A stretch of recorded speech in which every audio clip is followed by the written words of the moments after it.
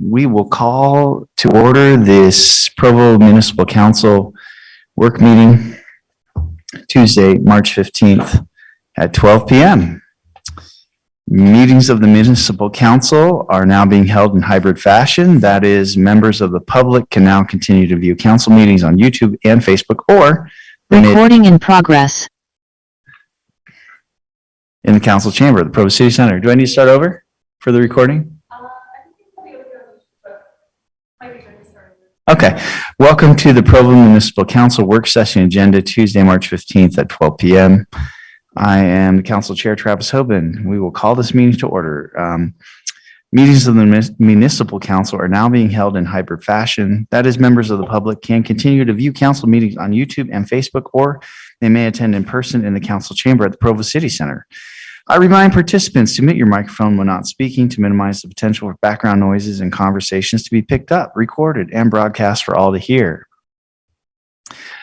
In the chamber here, we have Councilor McKay, Councilor Shipley, myself, Travis Hoban, Councilor Hanley, Councilor Whipple. On the recording, we have Councilor Ellsworth, and I believe it's Councilor Fillmore is going to be late due to a family issue, but he is planning to attend later.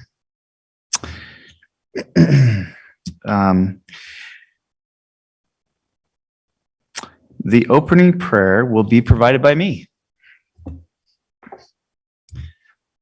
Our dear Heavenly Father, we're grateful for all those who participate in these meetings and throughout our city, get involved. We're grateful for the opportunity we have to have this form of democracy where we have representatives and the ability to direct and guide our city and our state and our country. We ask you to provide us guidance today that we can make great decisions, and we ask for a blessing on all those who are dealing with challenges due to the economy or COVID, or especially the wars abroad. And we say these things in the name of Jesus Christ. Amen. It is proposed, by the way, somebody told me that my jokes are pretty lame and that I should stop them. I usually hear that from my daughter, but in the mouth of 2 or 3 witnesses. So you will have less jokes today out of me. Yeah, I know, but they really complimented you, Dave. They're like, Dave's all down to business. He's really boring, but we get out quicker. So, all right. It is proposed that we approve the following minutes. Well, that's not a joke. That's just the truth. January 18th, 2022 council meeting, February 15th, 2022 work meeting, March 1st, 2022 council meeting, March 1st, 2022 work meeting. If everybody's had a chance to review those, are there any objections or requested changes? Seeing no objections, I declare the minutes approved by unanimous consent. Decorum during work meeting. Although this is a public meeting, only the presenters and those invited by the council may speak or ask questions unless otherwise invited by the chair. Please wait to speak until called on by the council chair. I will say we had a discussion in our leadership meeting. We just noticed we've gotten a little bit loose with kind of making sure we don't talk until we're pointed at or called on, and that's not necessarily because we're trying to keep control, but mostly it's very hard for the recorders to kind of keep everything on track and get all the notes down when we aren't coming up to the microphone or waiting to be called on and before we're being addressed. So and it helps if I say your name, go ahead, Councilor McKay, that sort of thing. So I'm going to do a better job of kind of following that type of decorum just for everyone's sake. So thanks for the understanding on that. All right, well, let's get down to business. This is a presentation. Our first item is a presentation on the fiscal year 2022-2023 5-year capital improvement plan, presented by John Borgett, Director of Administration Services. We've got until 12:30, but as you know, counselors sometimes like to ask questions, so maybe leave a few minutes at the end, John. So okay. Thank you, Chair Hoban and Council. It's a pleasure to be with you today. Excited to share with you and talk a little bit about the 5-year capital improvement plan. I just want to mention a couple things. First of all, we've met with each of the directors, our directors that really deal specifically with capital projects, Dave Decker with Public Works, Travis Ball with Energy, and then Scott Henderson with Parks and Recreation. Travis and Dave are here, and I believe Scott is available or has joined us on Zoom. And so if you have questions about any specific projects, we're welcome to have them come up and answer those for you.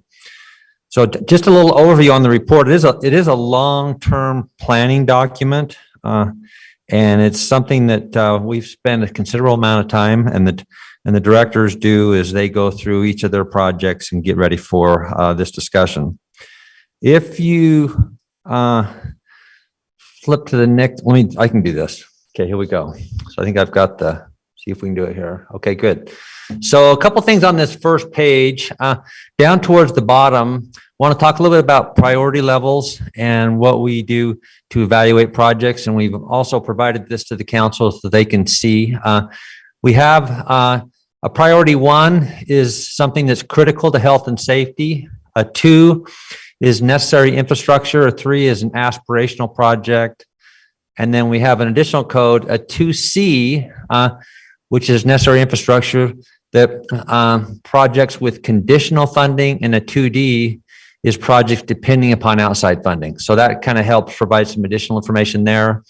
And then also the operating impact to find out whether if this project's approved or it's completed, is it going to decrease operating expenses, or is it going to have little to no impact, or is there going to be a potential increase? And then D, is there a current budget increase that's going to be needed to fund this? And so those things provide some additional information. Let me just see if there's anything else I was going to mention. Okay.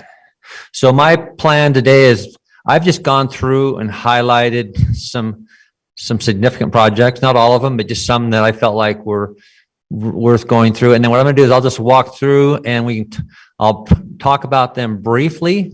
And then when we're done, you're welcome to ask questions. And then of course, if we need to have Scott, Dave, or Travis respond to those, they'll be prepared.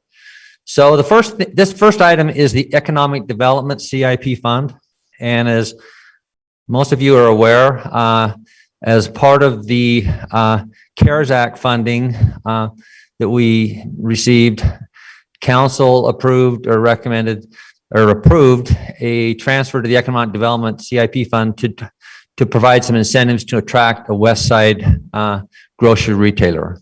That was $1 million, and to date, none of those funds have been spent. I know the administration is spending a lot of effort and work on it, but as far as actual dollars for that, they're still sitting there and they're available. And so that's what that is. We go to the next page. This is our legacy CIP fund. And this also came as a result of the CARES Act funding. And as you remember, we used public safety dollars for our CARES Act funding, and then we were able to take and move that money over to the legacy CIP to spend on lasting infrastructure projects. The first one listed is the fire station number 1. There's $3.5 million that was set aside. As you know, there's been a lot of effort and work done on that, but to date, none of those funds have been spent. None of those funds have been spent. And of course, you're aware there hasn't been any construction, but they're still working on finding a location and getting that shored up. Also, the council approved some plans for rivers and lakeshore, hillside and canyons, and gateways. And that was $300,000. And to date, those funds haven't been spent either, but I know they're working on and coordinating and getting prepared to get those plans moving. And then down at the bottom, I just put this for the council's information. In this fund, there's $429,000 that's unappropriated, that's sitting there, that if the council decides or they want to utilize those funds, they're sitting there in the legacy CIP. And so until the council decides, that money will just remain. Go to the next page. I keep thinking I should be, here we go.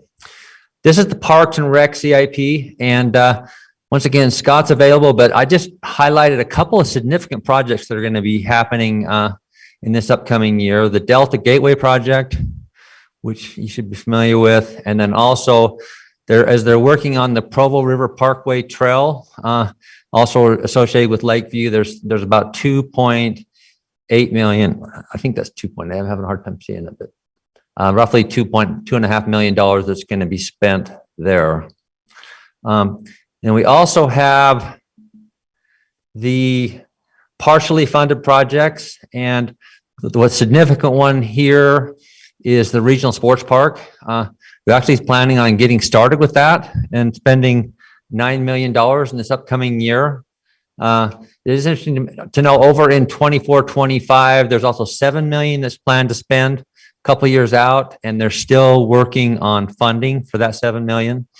But there is going to be some significant work done in this upcoming year. Energy. What I really wanted to talk about with energy is they break their projects out, and I really like what they've done here. They actually have them in categories so that you can see, and down at the bottom they have power distribution, that's 9001, power transmission, power substation capital, and then the power city projects, and then SCADA, and then administration. And those separate categories, as you remember, the council, and if they want to spend money from one category to another, that requires council action. But if they have a project, they're moving money from within one of those categories that doesn't. And so, as you can, all of Energy's projects are funded, and the funding for the upcoming year is a little higher than the other years, and that's mainly just because of funds that are carried over and moved over from one year to other. But they have a very systematic capital project plan, and they and that kind of a high overview there. As far as any specific projects, if you have questions, you can ask Travis, but I'm not going to go over any of those right now. Hey, John. Yes. Just because we have some of the right people in the room, and this is somewhat off topic, but I'm curious how we anticipate the oil, potential disruption of the oil supplies and costs of increased costs for oil and such, how that might impact both our residents and us as a city. Okay.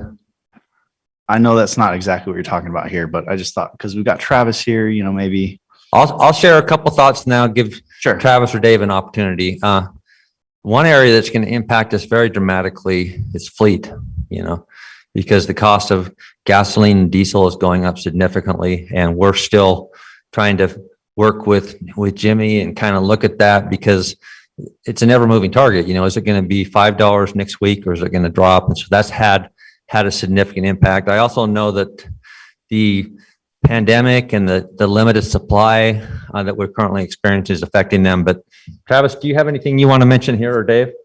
I do, in the fact that this is one reason why the UMPA meeting in St. George is very important, because they work on the generation budget, and that's where it affects us the most, right? That's $45 million of our budget is from generation costs. And the biggest cost increase right now is natural gas. And so power is kind of attached to natural gas prices. The good thing is we've hedged some natural gas, so we have some costs that are stable there. We've put on new solar on that's given us some low cost power in the day. And I'll just say, because the price of power is going up, it's given us opportunity to offer off-system sales, so we can sell into the market with some of our power resources and recoup some of the costs that we know was going to come up on with natural gas. But that's what we'll find out. We figure the price of power will go from about $50 up to about $62. So it's a significant increase, but we'll find out in another week. Also, Mr. Borgett, I had a question related to vehicles that since it's come up, the fleet question. I mean, we had passed a policy some time ago as a council about encouraging the purchasing of hybrid and electric vehicles. It seems like that incentive is even higher now. And I don't know, I couldn't see or find in the CIP, and maybe that's not where it should be, evidence of that process still going forward, because we had requested regular reports to the council about those purchases, and I don't know, I can remember when the last time we talked about that was. Yeah, I think in the CIP, it just kind of shows the vehicles and the different departments throughout the city. But I know I sit on that committee, and there's been a number of discussions. I know they're working actively as far as looking at and considering including hybrid vehicles. If you'd like, we'd be happy to provide a follow-up report to you so that you can let the council know where we're at on that. That'd be great. I think that was our hope, was that we would sort of have a regular sense of where that's going. That'd be great. Okay. Jimmy, do you have anything else additional that you would share? No, I think that we will follow up with you on that. Okay. Counselor Filmer, you'll be happy to know I did buy an e-bike. You inspired me there. I mean, Handley, you called me. Or, I mean, Handley, sorry. Good for I you. did, yes. Let's Doing go riding. I know, doing my part. It fits 4 kids. It's awesome. Okay, the airport, there's a $10 million project coming up in the upcoming year for the reconstruction of the Alpha North taxiway that will be going on. I know that as we've talked about that, and I've been involved with meetings, that's not going to really impact airport operations as far as flights go, but it's a major project that we done with federal funding. As far as unfunded projects in the airport, there's just the Delta Restoration Wildlife Monitoring System. I think they're still looking at that and looking at funding for that. But it's listed there as an unfunded project. If we look at engineering CIP, some significant work on the Lakeview Parkway and the trail. As you know, the overpass that they're working on just north of Center Street, there's a lot of work there and a lot of development that's going on as well there. Couple of things that are significant with unfunded project with engineering. They're still working on funding in 23-24 and 23-25 for some of the roads and infrastructure associated with the multi-sports park. And that's about $4.5 million. And right now we're still looking at resolving that. Has not been resolved, and it's currently an unfunded project.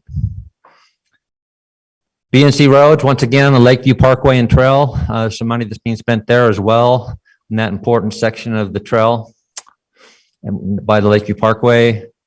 And then the other thing I would just mention is that with the unfunded BNC roads projects, there's some significant amount, 16 million, and I highlighted some priority 1 items there. And there are about 6 of those on that list that are priority 1, and currently just based on funding and projects and trying to determine what's most essential, there's just not enough money to do them all. And so I think it's important to note that. With sanitation, I didn't highlight anything there, or stormwater. They're important, but they're just kind of things that they're working through. Same thing with stormwater.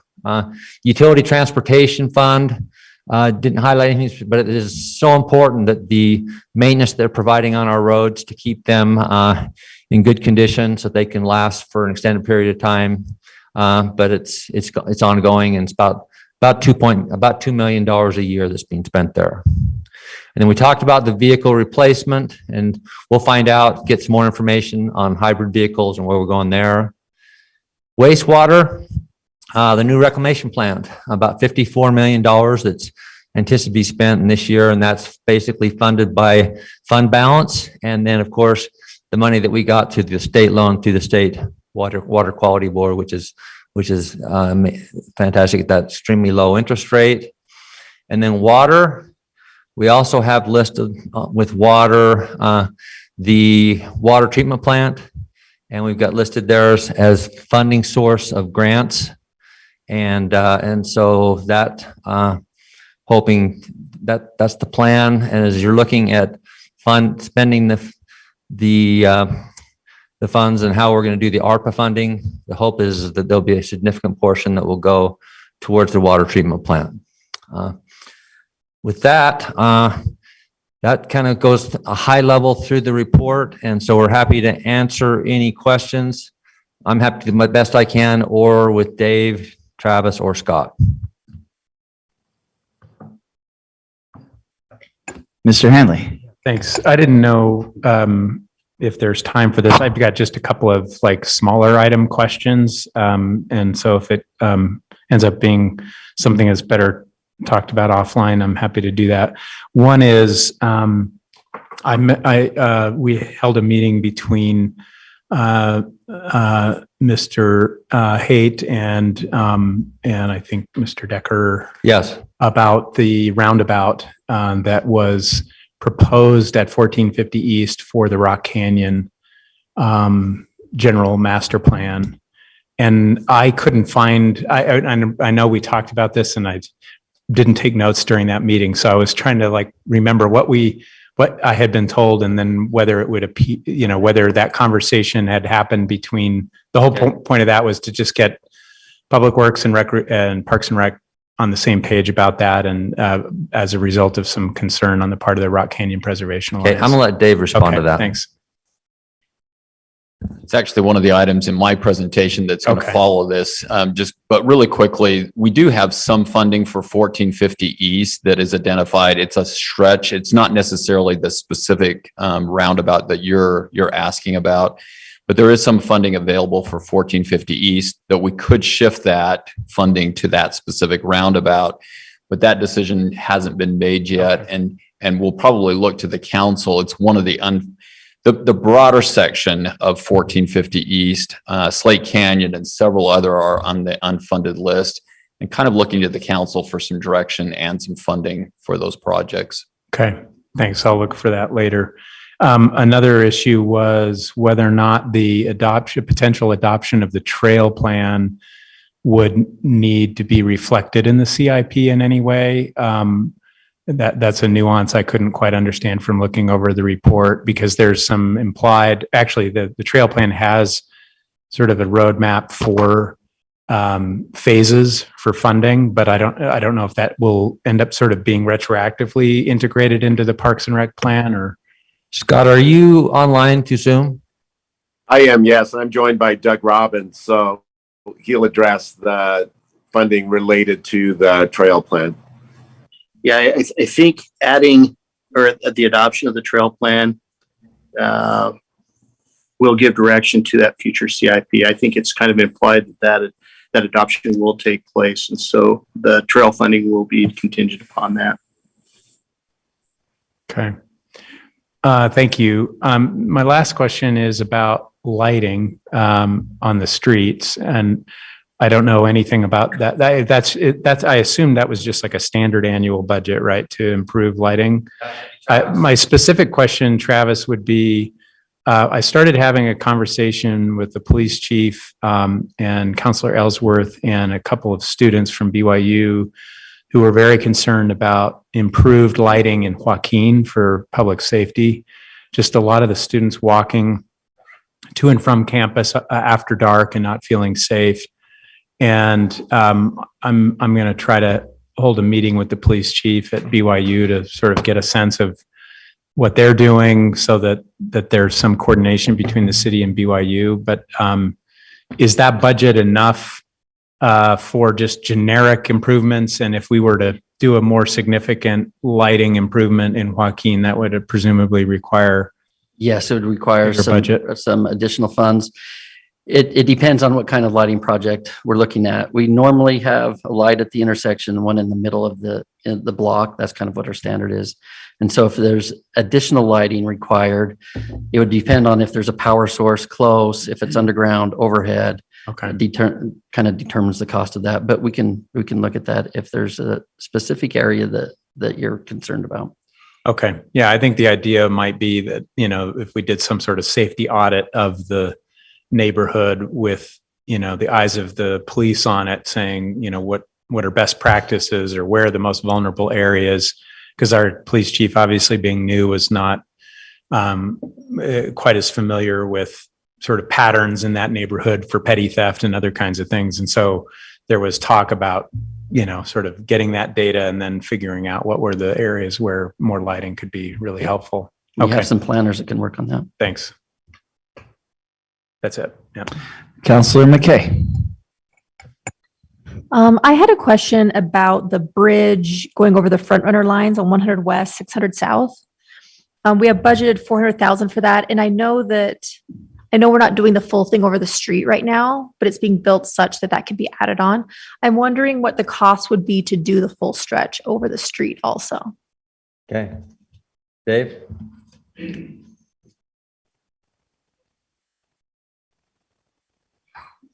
Not sure if I have that off the top of my head. I'll need to get, there's 2 engineers that are part of that project, and I'll have to get with those 2 engineers and find out if the cost estimate has been done.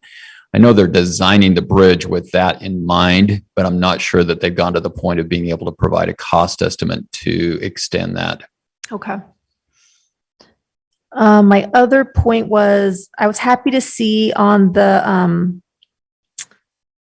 the Bicentennial Park, that it's written here that the sale of the adjacent city property near Buckley Draw will be used towards that park. Because I know a bunch of residents have been anxious about that and concerned. So I was glad to see that.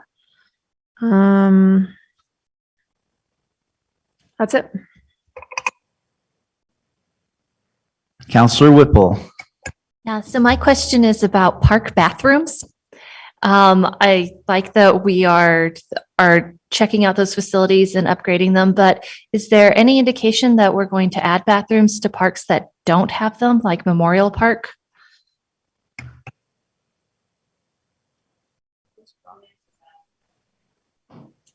That's currently not in the CIP right now, but we really wanted to focus on those that have group rental capacities and those type of amenities there. But I think we can look at, you raise a great point, Councilmember Whipple, that also adding those to some of those parks without restrooms is a good idea also. It was just a matter of catching up with some of the improvements of our existing ones initially.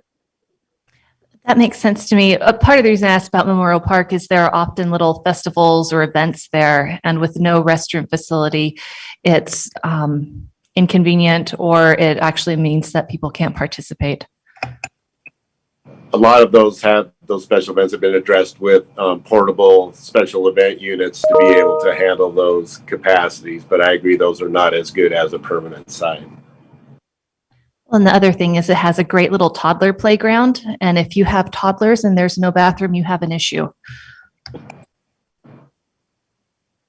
Very true.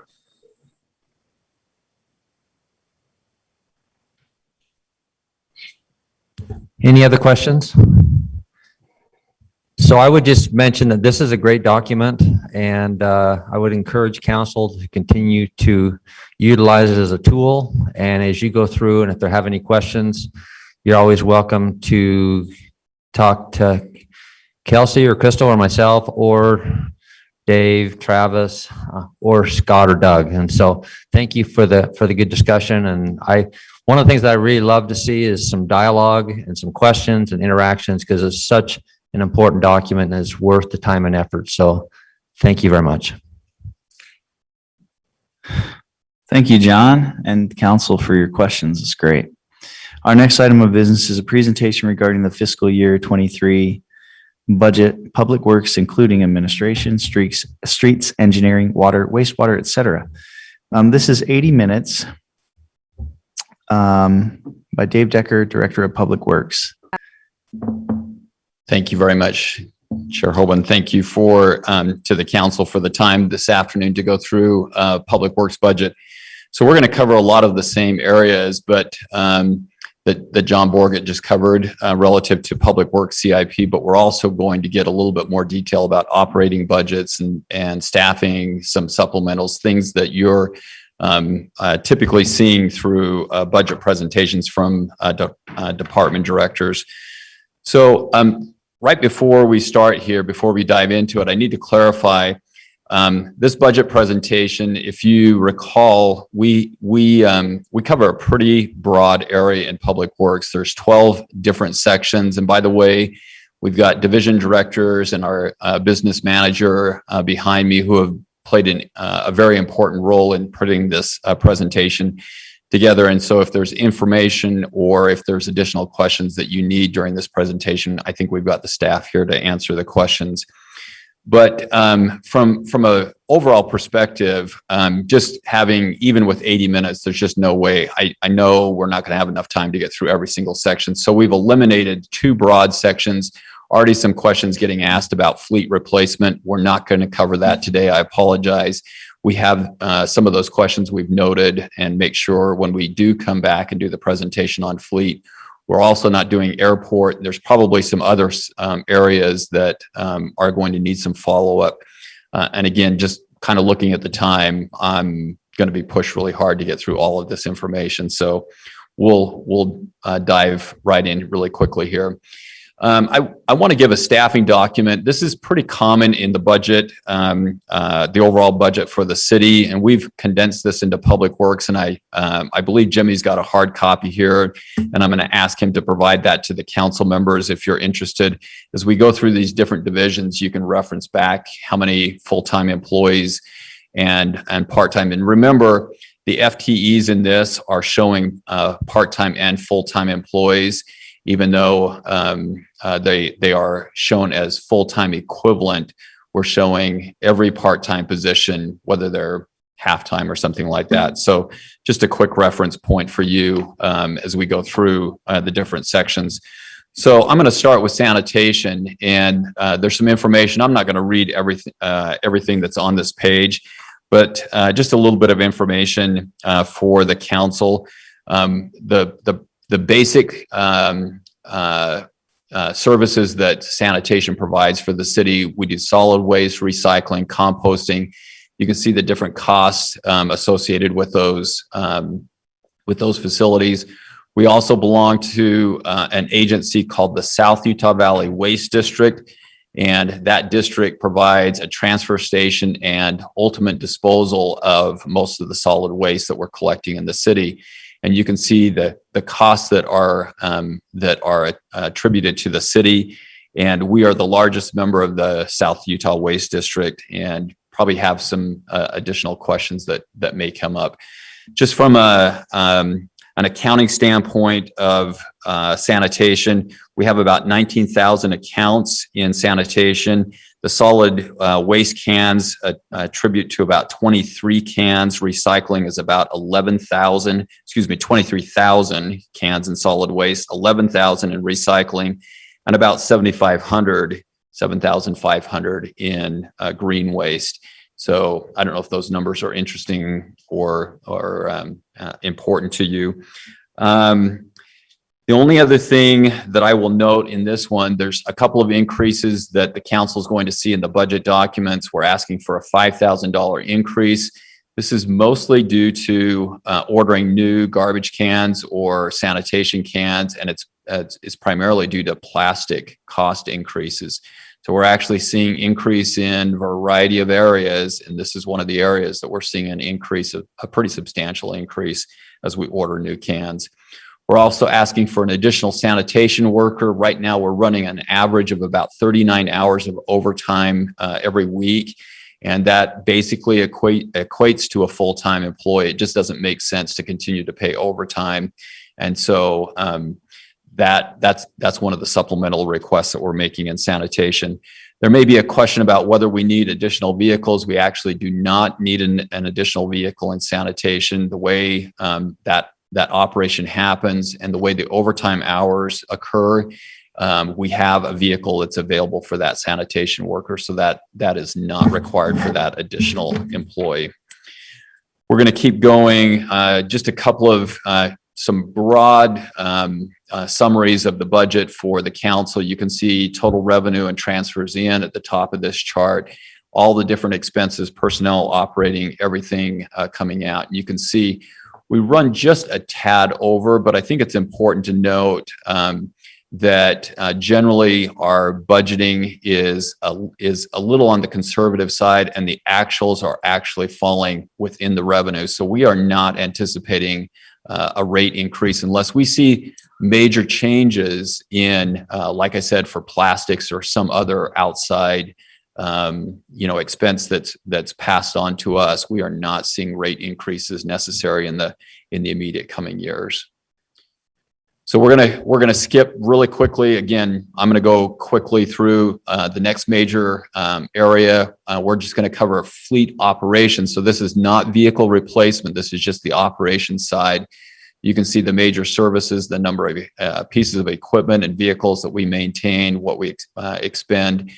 And supplemental request, in this particular area, we're seeing, again, parts and vehicles and equipment, a rising cost to the city. And so there's an increase there that you're going to see in the fleet operations budget. We're also asking for one additional mechanic. We have 5 right now. And again, you can look at the staffing chart that was passed out and look kind of at the history of what fleet has looked at in the past. So we're going to get, we're going to look at just the overall summary of the budget here. I think it's important to understand that fleet is operated from the operations side. It's an internal revenue account. So the fleet basically charges other accounts. The police department, the fire department, every other department in the city is getting charged for the mechanics times and for the parts for vehicles. And so we operate that as an internal service fund. It's a little bit unique, given other budgets within the city, particularly in public works. So unless there's questions, I'm going to keep moving here. Stop me if there's any questions, please. Streets is largely a general fund. There's several accounts that fund the operation side of streets. You can see the major services that are provided: snow plowing, street repairs, and maintenance, signs. Street sweeping is oftentimes one that's skipped, but it's an important one that is mandated by the state based on stormwater regulations. In this particular area, we have one increase, again, mostly due to paint and sign cost increase that we're asking for additional position. And the streets and the stormwater sections are actually operated right now together in public works. We have one manager that oversees both stormwater and streets, but they're budgeted from different unique funds. And so that's why I'm kind of separating this a little bit, but I think it's important to note from an operation standpoint, they run together.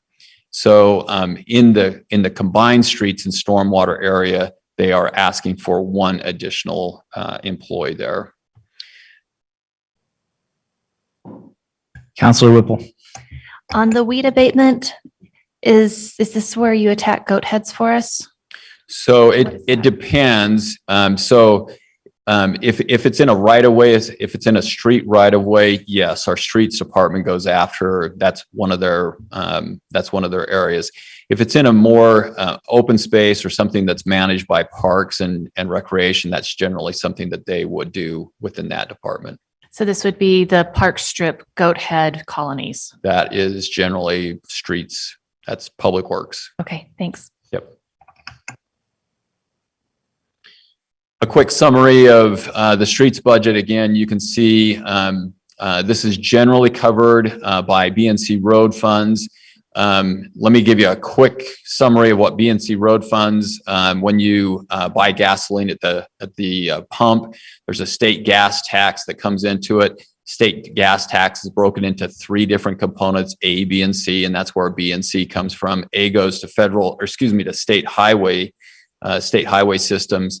The B and the C part of that fuel tax goes to counties and to cities, and that's why we refer to it as B and C road funds.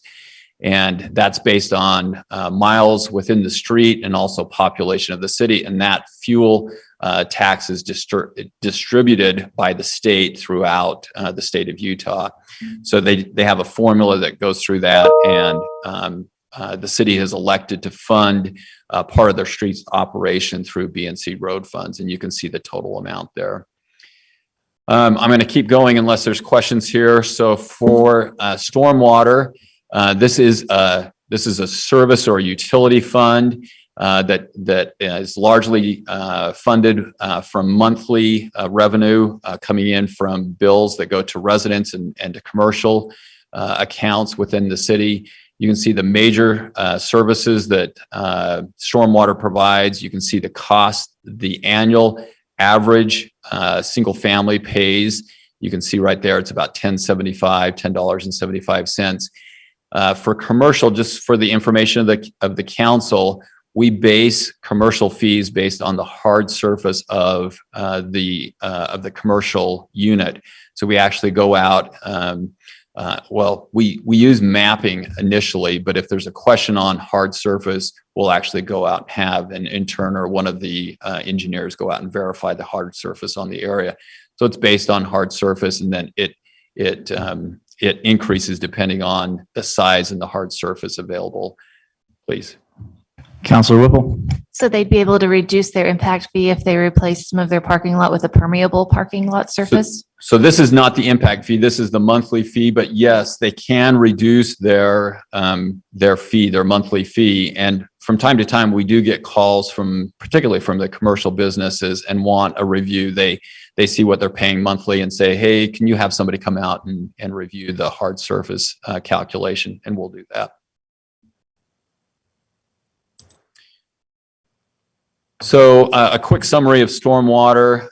You can see the revenue coming in different forms. You can see also charges and expenses going out. One of the things that you'll notice is the revenue outpaces the expenses, and there's a reason for that, and it's CIP. So this is capital improvement projects that are funded, and it's necessary to have that extra revenue so that we can do projects to keep up.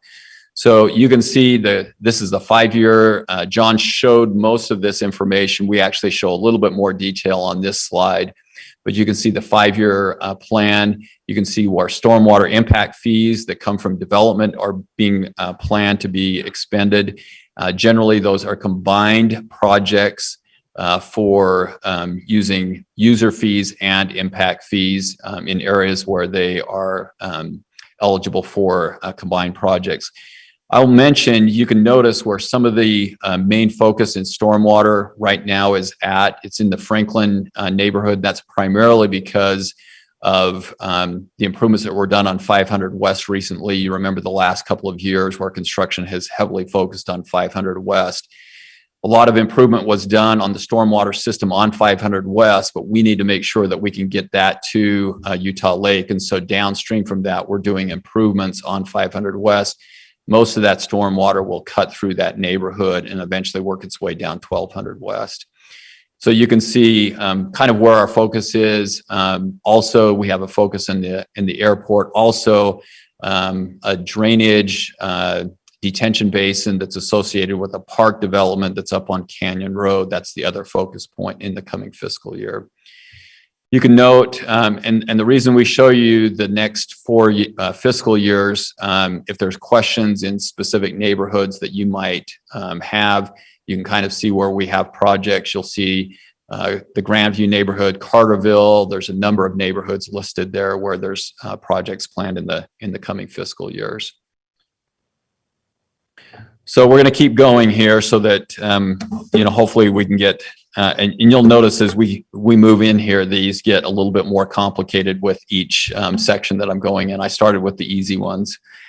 So engineering gets a little more complicated. You can see the major services that engineering is over: development, permitting, maintenance, transportation, traffic. Some of the ones that aren't necessarily identified oftentimes is inspection. That includes development inspection and CIP projects. We also have a small survey group and a GIS group, and they oversee a lot of the engineering CIP projects. There's a couple of supplementals to note. The VMS board supplemental, I need to explain that because we sometimes use acronyms that don't always translate. That's a variable message board system, and the reason that we're using those right now, we rent a lot of those relative to CIP projects to try to keep the traveling public aware of projects. So we try to get those out early before the project starts, and we're not always successful in that, but as part of our public relations effort, and you'll see some other public relations associated requests here in just a minute. That's one of the components that we feel is necessary. We also have a couple of other smaller supplementals with engineering related to uniforms and safety equipment and software.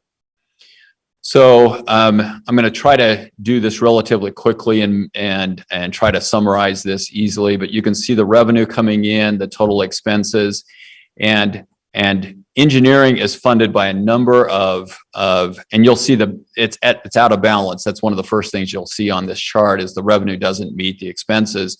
So engineering is one of the general fund components from Public Works. Not all of them are. This is one of those. So general fund dollars have to come in to supplement engineering, and this is kind of standard operation in most Public Works departments. We're going to cover a couple of different accounts because they're funded in different ways in engineering. So B&C road funds, as I explained earlier, they fund part of the CIP projects in engineering. You can see most of this is maintenance related, so overlays, asphalt. We also do some sidewalk replacement. This is where the majority of the sidewalk funding is coming from. So it's about $500,000. And I'll point that out. We've made this point earlier in presentations. That's probably the bare minimum. And you'll see a number of supplementals for additional sidewalk money. You know, and the 500,000 is largely just trying to keep up with replacing existing sidewalk.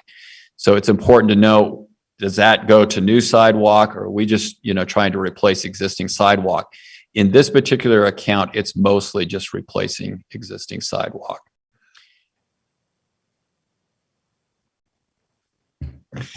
Counselor Whipple. On the sidewalks, how do you get on the list to get your sidewalk replaced when you've identified an issue, and how long can that take? So there's a couple of ways. So customer service takes calls from residents that want to have their sidewalk replaced. You can also contact Gordon. Gordon's behind me here. Gordon and his staff are actually the ones that track those requests.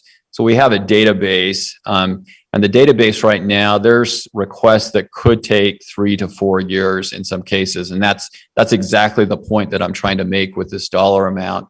There's definitely more requests than funding available. So if you have made a request through 311, it will be in the system, but it may be up to 4 years for it to be taken care of. Good, yes. Okay. But in the meantime, you'll get a little note from the 311 system saying that your concern has been resolved, even though your sidewalk is still like this. Yep. Okay. And those concerns from 311 are passed to engineering. And so we'll put it in the database. So it's not just 311 that's tracking that. That's actually the engineering database that's keeping track of that. Okay. Thank you. And they go out. Let me expand that just a little bit. They will go out. We don't just put it on the list and ignore it. So they'll actually go out and look at the issue that's pointed out in the complaint. And they have a ranking system. So it depends on whether there's a vertical displacement or horizontal displacement. They actually have a ranking system and decide, is it something that has to be elevated and taken care of quickly, or is it something that's on a lower priority, probably should be still done, but we have to delay it. Right. And so that ranking is based on the condition of the walk and not the fact that there is a person in a wheelchair living in the house next to it. We generally do. We don't have that information usually. And so that generally does not play into the ranking. If you were given that information, would it play into the ranking? It might help. Okay. Thank you. Yep. So the only other project that I'll point out, and John made the same point, Lakeview Parkway and Trail is on the B&C Road Fund CIP. And just to make a note, this is actually the section of Lakeview Parkway that is north of the new Provo High School. So from about 1400 north, I think it's 1480 or something like that. We have the right of way, we have the improvements ready to start moving forward north of the high school. So that's actually the next segment that will be started with this fiscal year. So the current construction that you're seeing is actually in the current fiscal year. So a number of unfunded projects. So this is where engineering starts to get a little bit more complicated here. and John made a point here also, you can see a number of the high priority projects are not funded. And whether they're funded through BNC road funds or whether they're funded through ARP funding or some other mechanism, the bottom line here is we've got some needs in streets that are currently not funded. We have a short presentation, and I think I've got enough time to get through Center Street. I know Center Street has been one of the focal points of the council, and I'm going to go really, really quickly here. I think Elizabeth or somebody's going to bring this up here for me. And I'm going to go really quickly through this presentation. The entire presentation will be made available to the council electronically. We'll pass this on to council staff, and you can get a lot more detail if you're interested in going through this presentation. And I'll kind of try to summarize it here at the end. But we tried to take the directive from the council, the vision statement that was passed, I believe it was about a year ago, when the vision statement was initially given to staff. And we've tried to take kind of a process to go through and try to prioritize some of the improvements that could be done on Center Street. This map right here is just for informational purposes so that you kind of understand what ADT stands for average daily traffic in different sections of the downtown area. So you can see Center Street between 500 West and I-15. Let me see if I can, right there, it's about 30,000 vehicles per day on that. You can see going further east in the segment between 500 West and University Avenue, it drops to about 18, and there's some variation there, but down to about 18,000 ADT. The only reason that we give this map to the council is so that you can kind of compare other streets in the area. What is 100 North? What is 200 North? What is 300 South? Some of the other major corridors in this area compared to Center Street. And I think that's an important element as the conversation moves on. I'm just going to keep going really quickly here through this presentation. We gave TMAC and the Downtown Alliance a couple of different options to look at and try to rank as far as importance. This is the TMAC ranking right here. So this is not a combined ranking. This is just TMAC, and you can see what they ranked. And that, you know, a little bit of a surprise, I think, to Public Works. They ranked an archway, kind of an invite, you know, kind of a separation of the Center Street. They ranked that pretty high. In fact, it was their top ranking, and we were a little bit taken back by that. But just as far as some of the other things that we looked at, we picked a few other items as we went forward into trying to create some options for the council. So right now, what you're going to see in the budget, and again, you got to remember, this is in the unfunded portion of the budget. So this is not, I mean, don't look at this and thinking, hey, this is part of the Public Works recommendation, because right now this is falling in the unfunded category. So what we're recommending is basically a trial period, an experiment on Center Street for about 3 to 4 months. And this would happen during 2022. So the upcoming summertime, we would do some of these experiments on Center Street. So we would do temporary measures, and it's important to understand we want to do this so that we kind of understand the ramifications. You don't want to go and spend a bunch of money and then a year later have the business districts or, you know, the business owners or somebody else come back and say, hey, we really don't like that, and have to tear out what we've permanently put in. So we're recommending an experiment on Center Street. You can see we're doing some temporary small dining areas, a little bit of an expansion of the concept that has been happening out there already, some rumble strips, some bulb outs, some other pretty basic items. Many of those will be done with traffic, what I call candlesticks. They're not your traditional construction cone, but they're not going to look the best. And I think it's important to note there's probably going to be some feedback about the overall appearance of this, but it's trying to figure out how do we get an experiment taken care of or done and not make a lot of investment in areas where we may not like, the end results. So this is kind of the recommendation. Right now, we're estimating about $400,000 to conduct that experiment for about 3 to 4 weeks, or 3 to 4 months. And then a couple of options have also been developed by the engineering group and a consultant. You can see some of the testing, and this is not Provo. These are other areas that we've taken these pictures, and so you can see some of the ideas that we would try to incorporate on the center street. These are some of the temporary rumble strips or simulated speed tables that could be utilized and would do something similar to this. Here's some of the bulb outs. So let me give you just a quick summary and the reason why we're trying to help the council understand why we need to do a kind of an experimental stage on Center Street. So the options as far as permanent or longer term solutions on Center Street have a wide variety. If you look at the costs just in options A through C, you can see they're extraordinarily broad, differences in what the costs look like. So the option A, as you go through the presentation, and again, I'm going to give you a really quick summary here. The option A categories are pretty small, minor improvements, mostly the bulb outs and more permanent expansion of the dining areas. Option B starts to get a little bit more intense, where actual physical changes in curb and gutter and parking start to take place. It does not include the removal of the center median or center parking on Center Street. So all the trees that are down the center of the road would stay in place. All the center parking would stay in place.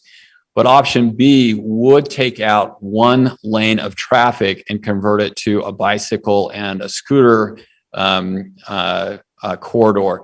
And that's what we would do with the experiment. It's important to note that with the experimental stage, we would go down to one lane in each direction, again, with candlesticks, and do a temporary striping to allow bikes and scooters on Center Street. So you're going to kind of see whether you like that or not. And then option B, if the council elected to do something along these lines, here's what the costs are going to start to look like to permanently make those changes. It's important to keep that in mind as conversations about ARP money and legacy funds and some of the funding that John brought up. It's important to keep these options in mind, because it's one thing to do the experiment, it's a whole nother thing to do something permanent on Center Street. And option C, it's a total reconstruction of Center Street. It would, and it would be a very, very difficult project, would impact businesses and be, highly disruptive to the area. And so, but we thought it was important for the council to see all of those options. Would either option B or C include redirecting of traffic? Because that also, right, is a big. When you say redirecting traffic, let me make sure I understand what you mean. Well, I'm thinking about the complaints that people make about, look, well, Center Street takes us straight out to the highway, and yet a good section of it is 15 miles an hour and it's slow. So wouldn't it be better to have First North or First South or some alternative be a more heavy trafficked access to east-west access, so that the downtown area, if it went to, partly biking or more pedestrian or these dining areas, that would require the traffic to be going elsewhere. So doesn't that mean re-engineering some of that too? So when those alternatives, and by the way, this is about the third time that we've had a broad Center Street, conversation over the 10 years that I've been with the city. One of the options is actually shown a physical realignment of Center Street and moving traffic onto First North. None of the options that you see up here include that option. And it's a very expensive option, and we can go back and so that would be like option D at 30 million or something. Yeah, we can go back and we can look at those costs again. That's and helpful. Thanks. Expand that. So that's all I'm going to say on Center Street. And again, please make a note that it's in the unfunded category. And there's if there's more conversation, if the council's inclined to do this, would be happy to come back and make a more detailed presentation and talk a little bit more about some specifics. A couple of other things on the BNC unfunded list that I think are, I'll just mention really quickly, Slate Canyon Drive. We've mentioned this in past presentations also. We estimate about $250,000 to do basically a traffic circle and several intersections. We're recommending at least $500,000 be funded that would do at least 2 intersections. And really, the best recommendation would be to do at least 3 intersections there.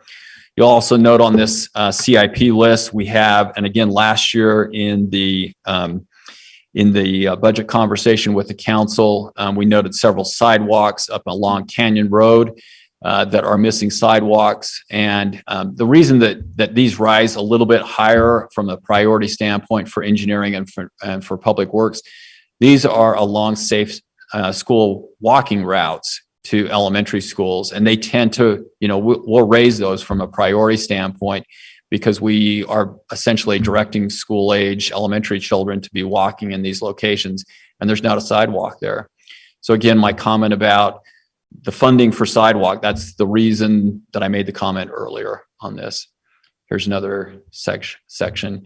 You'll also note on the unfunded CIP list for engineering, there is an intersection up on 5600 North and University Avenue that is, the intersection itself is a UDOT intersection.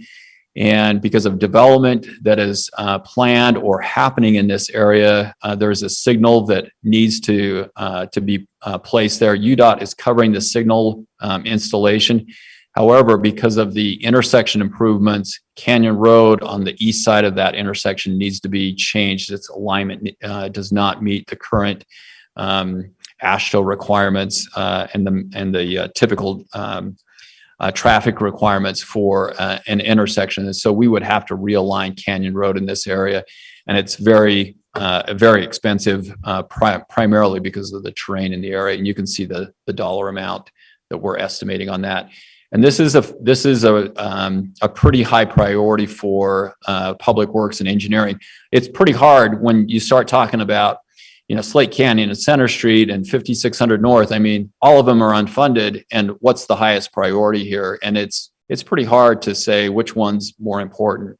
And it's one of the things that we're looking for direction from the council and from the administration. So a couple of other funding mechanisms that happen in engineering. So there is an engineering CIP fund, and you'll see where some of the revenue comes from and also some of the projects. It's a relatively smaller amount, but you'll see Lakeview Parkway is also some additional funding is coming from MAG and some other sources. There was also a question about the pedestrian bridge over the tracks.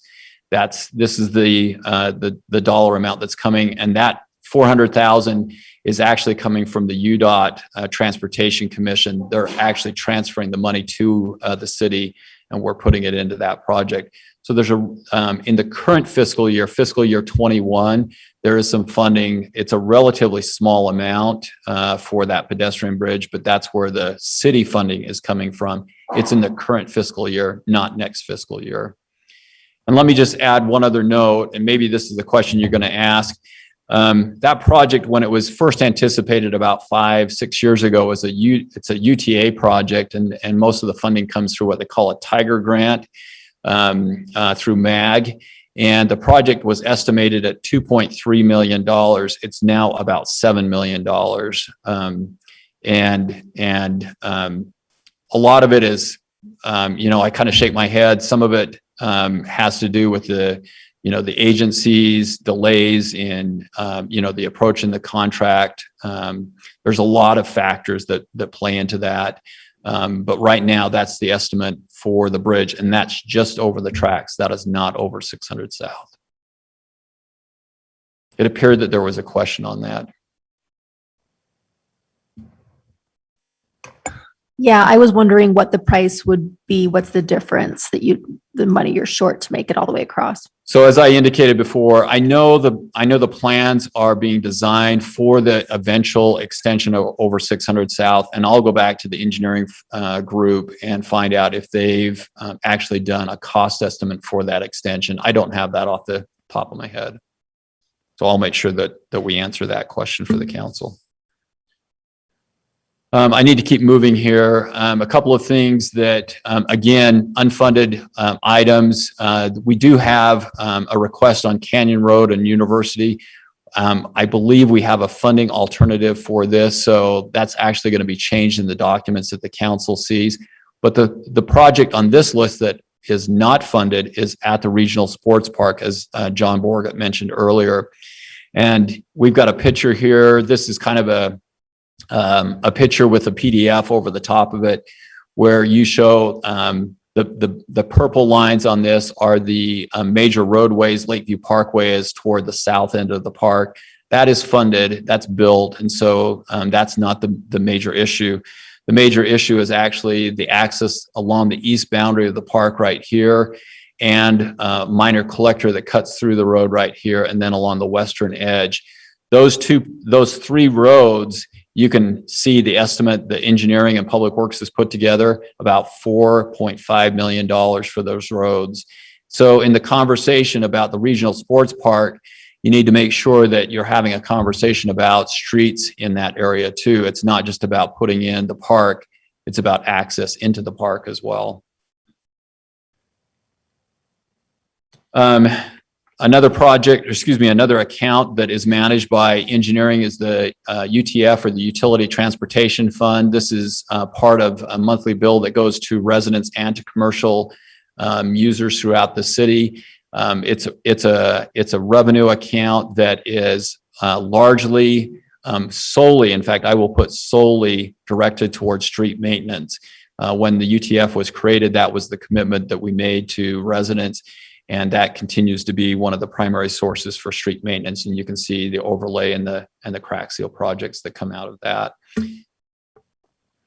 We're gonna skip to wastewater now. You can see the major components of wastewater. We run a pre-treatment service, also a certified lab. And we'll talk about a lab certification renewal that has to happen this year.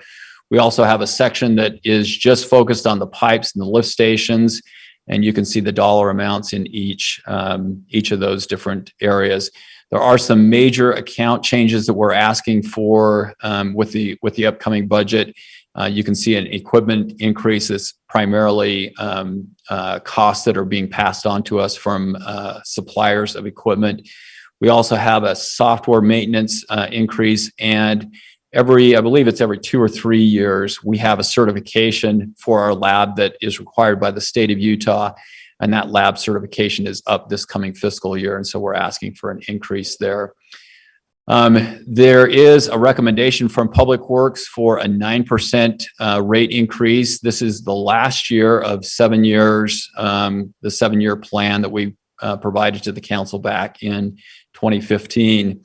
That is not to say that there'll be no more rate increases. And I say this nearly every presentation about water and wastewater. This year particularly, you've seen inflation make a big difference, not just in CIP projects, but in the operation costs. Chemicals, plastics, things like that are all rising. And so there may be recommendation in future years to keep up with inflation, but not due to CIP projects. And so we're seeing the last recommendation really in the wastewater area for this particular utility. This is a summary, and John Borgett also showed this. I'm gonna point out one other thing, or one other difference, I guess, in this part of the presentation. The 52 million, as John pointed out, it includes state loan money. I think the council is aware that we're receiving significant amounts, and that's been actually spread over 3 fiscal years. And so we're showing, and that's the reason you don't see the entire state money come in one fiscal year, because it actually doesn't. It's spread over several fiscal years. So you can see the difference between the actual revenue, which equates to about 23.5 million in city revenue. The difference is the money that's coming from the state. And so I think that's an important note for the council to make the difference in that revenue. You can see a summary of the expenses, the operation, and the personnel, and transfers to other funds. And again, well, before I get to the CIP, this is a quick summary of wastewater. A lot of people may ask council members, what does the 9% equate to? So our single family residential average fee for sewer right now in Provo is about $76. It'll translate into about $83 per month for your typical single family. And it's important to note, over on the rest of the chart, we have those same rate increases will be transferred or translated into commercial businesses as well. And so you can see the base rate and the commodity charge that calculates and makes up the wastewater charge for commercial businesses and multifamily housing. Mr. Shipley has a question. So maybe this is the next slide, but on the CIP, it showed 7.5 million next year for the wastewater. I assume that's the loan that we haven't received, but that would be the funding. Did it assume that 7.5 would come in this fiscal year as well? I'm not sure which 7.5 you're referring to. So on the 5-year CIP that we looked at, I think from John, it showed, yeah, his was different. It might have been. It showed 7.5 next year, and I just was wondering if that was half of that 15, but it looks like you've got it all scheduled. Yeah. Jimmy, do you know, or John, do you know? I'll look at it right now. I think it started with the same 53, but it just went to 7.5 next year. So I was curious if that was that long. Yeah, so we try to show the revenue coming in through the state loan, and Jimmy's pretty, diligent in making sure that we're showing that revenue from the state. 7.8 million. I think that's the end of the state loan is what was anticipated. Yeah, Right so there. Go ahead. Right here. Yeah, so this shows $15 million in expense for the project. The sheet you showed earlier also showed the revenue, which isn't included on our slide. So we have 7.8 next year in state money. And then fund And balance. so the difference is coming from the utility rates. So Yes. most of our project is upfront. Most of the upfront costs of the project are being covered by the loan. But as we get further into the project, we've gotten our rates to the point where we can fund more of it from city funds. But I guess part of the question is this assuming that we're going to receive the additional 15 million for the project? It does. Okay, thanks.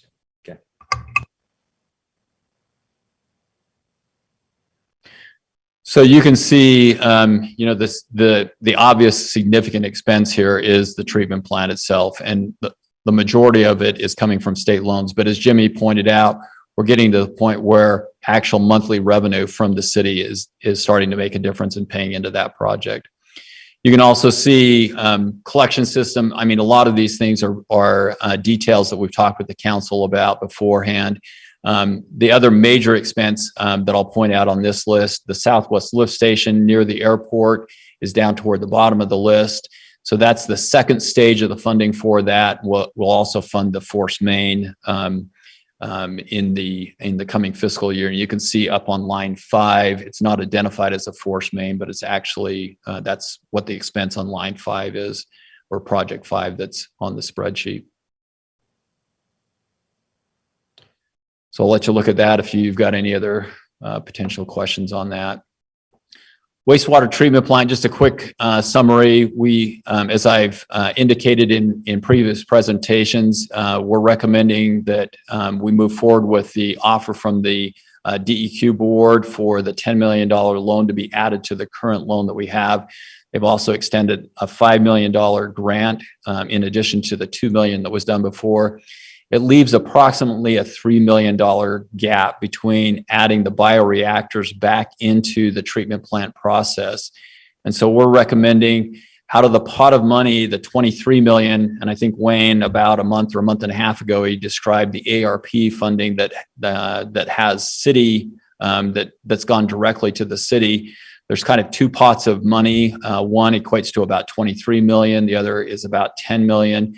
And one of them has very specific ties to water and to wastewater infrastructure. And we're recommending that we take about 3 million of that 23 million and put it toward the treatment plant.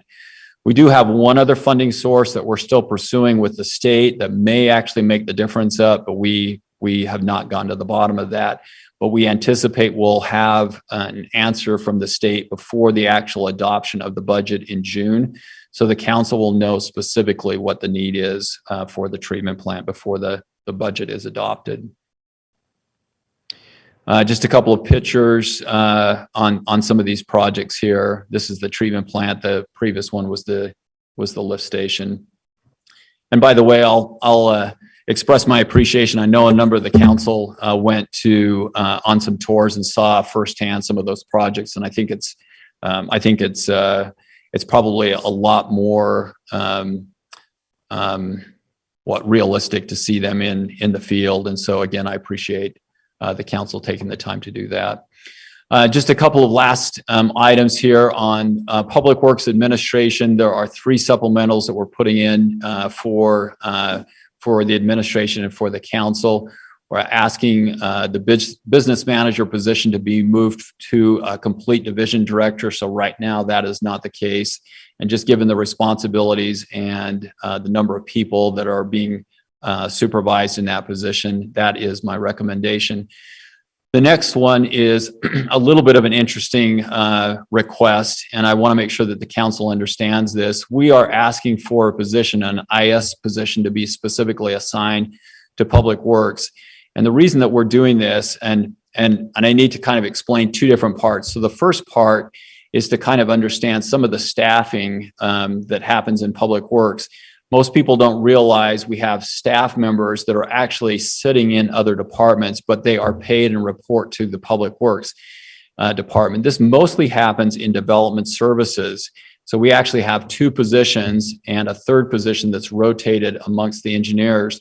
And those 2 positions sit in development services, even though they are Public Works employees.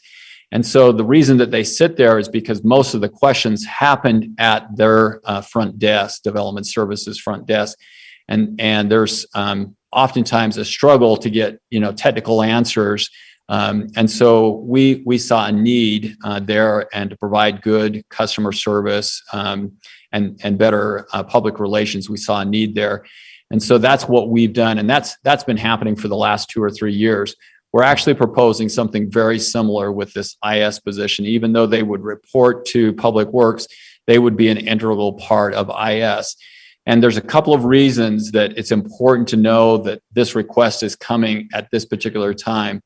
We're concerned about response from, particularly relative to the new airport terminal. The airport terminal has 4 key software programs that will be added as far as regulating flights, regulating gates, parking, several other software programs that are important to the operation of the airport.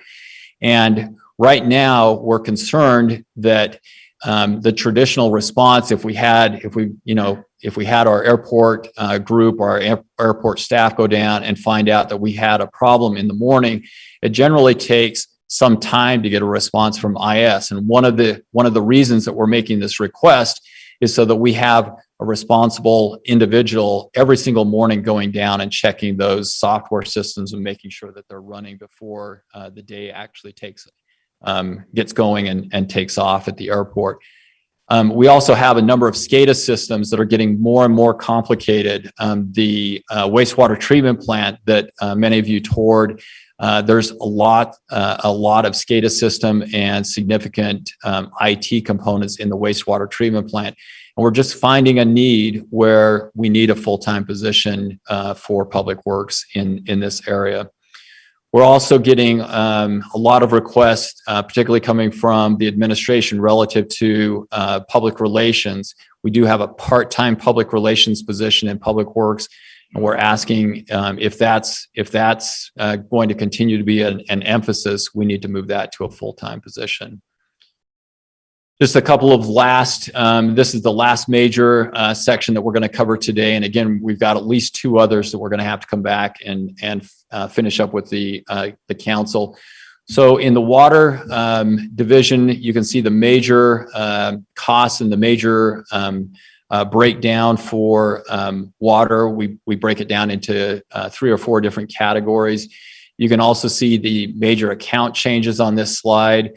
We're seeing increases for water treatment plant, water treatment costs from Central Utah Water. We're also seeing an increase. We pay, I think most of the council knows that we pay money to the Provo Metropolitan Water District for Deer Creek water each year. Deer Creek is seeing some major CIP expenses at the dam and the outlet. And those costs are being passed on to the Metropolitan Water District, and we're seeing those get passed to Public Works. And so you're seeing an increase in some of those costs in our budget. You're also seeing some software updates that are needed. Just to break down a little bit more information, we're recommending a 5% water increase. This is mostly due to inflation actually in water. And costs associated with treating chemicals and things like that in the water industry. So again, you can see up at the top left-hand corner, single family resident right now, their average bill is around $50. The 5% will take it up about $52. You can also see how we've broken down the base rate and the commodity rate in each of the different categories, the residential and the commercial categories. And just a quick reminder, last year, the council adopted a tier water rate. And so that's the reason that we're showing the tiers and the differences there and how that 5% increase would be distributed. Just a quick summary of the water operating account. So you can see the revenues up at the top. And again, they exceed the total expenses and that's necessary so that we have a transfer to the CIP account. This is the CIP summary right here. And I'm not going to go into a lot of detail other than the water treatment plant. Last fiscal year, the council, subject to outside funding, the council authorized $30 million, and you'll see the balance of that project coming through in this fiscal year. And again, that will be subject to outside funding. We can continue to pursue a number of areas for that outside funding. And just a quick summary of where we're at. So we're recommending to the council out of the ARP, again, the city ARP funding, the 23 million that I mentioned before, that the balance of it go to the water treatment plant. And I think it would benefit us, particularly with some of these other applications, to make a commitment in using some of that funding. It helps the other applicants, the other places that we're making grant applications. It helps us to say the city's into this. We're putting our own funding into it, and here's how much we're going to contribute to the water treatment plant. So we have an application with Utah County that's still pending. Also, the State Water Resources Board, a loan application there, and also a federal BRIC grant application. Hopefully, all three of those will know before the budget is adopted. The timeline, particularly on the grant, is June, and I'm not 100% sure that we're going to hear before the budget is adopted, but we very close to that time frame. We should know the status on those three applications. That's the end of the presentation.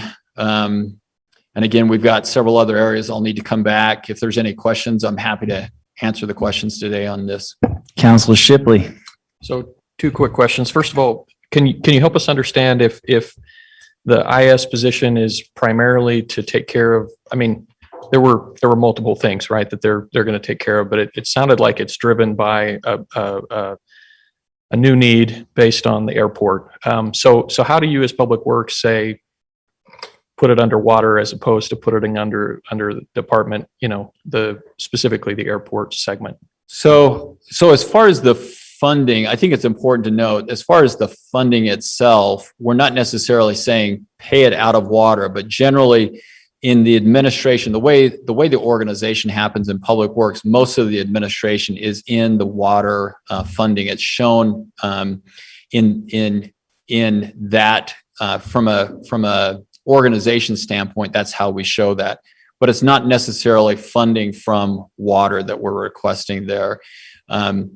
So I may have overemphasized the need at the new terminal, but the wastewater is just as big a demand, and we see that coming very quickly upon us, and it's important to have somebody there. So, if I were to say right now, the way I see that position, I'd probably fund it partly out of the airport and partly out of wastewater, maybe 50-50 out of those two accounts. That's probably the way I would recommend funding it right now. But you would assign the cost associated, or at least some of the cost associated with it, to the airport, so that we can see some transparency on total costs. I'm just trying to think through, like, how are we going to know, that that's a cost of the airport if it's only under this specific department? Yeah, so let me help you a little bit with this. So when finance sees these supplementals, they'll go into some of the details about really where the cost should come from. So we actually have one position in Public Works that's funded with 4 different funds, and we look at it and say, okay, about 25% of that person's time comes from this fund. And it's not exact. Every single day that person's not spending 25% of their time, but it's a rough estimate. And so we'll break that down with finance and with administration, how that appropriate funding should happen. Okay, thank you. That helps me on that. Quick question on the water treatment plant and the grants that we're going for there. Is there, in a best case scenario where we're awarded these different grants that we're trying for, what does that mean for the 20 million kind of bridge that you're asking for? I mean, does that just accomplish the difference, and then the 20 million would still be required in full, or is there a possibility that a lot less of that could be used? There is a possibility, and the key possibility here is the last one that's on the list, the federal BRIC grant. So we made a full application for the entire dollar amount for the treatment plant, the ASR. So it was I believe it was around 72 million that we made that application. So depending on their response, if they were to fund the entire amount, that would be great, but they generally don't. And they also generally require some kind of a participation from the applicant. And so that's why we're kind of saying, hey, it's important to set this money aside, because if they say yes to it, or even some of the others, if they say yes to it, they're still going to be looking to the city to participate in that project. Okay, thank you. That's very helpful. More. Councilor McKay. So you're looking for 4 million for the wastewater treatment plant? 3. And then 20 for the water treatment plant. Now, when will you know about this federal grant? So again, all 3 of the county, the state loan, and the federal, those are all due about June timeframe. That probably the state and the county will know April, May timeframe. The federal's scheduled, I don't remember the exact date, but it's sometime in June, and we may not have an answer by the time the budget's adopted. But hopefully, in the next month or 2, we'll know the other 2. Sorry, this is skipping around a little bit. That's okay. You had a per ton figure on the regular sanitation, and then also the recycling. Can we go back to that real quick? I think it was 100 per ton on recycling and like 30 per ton on 36.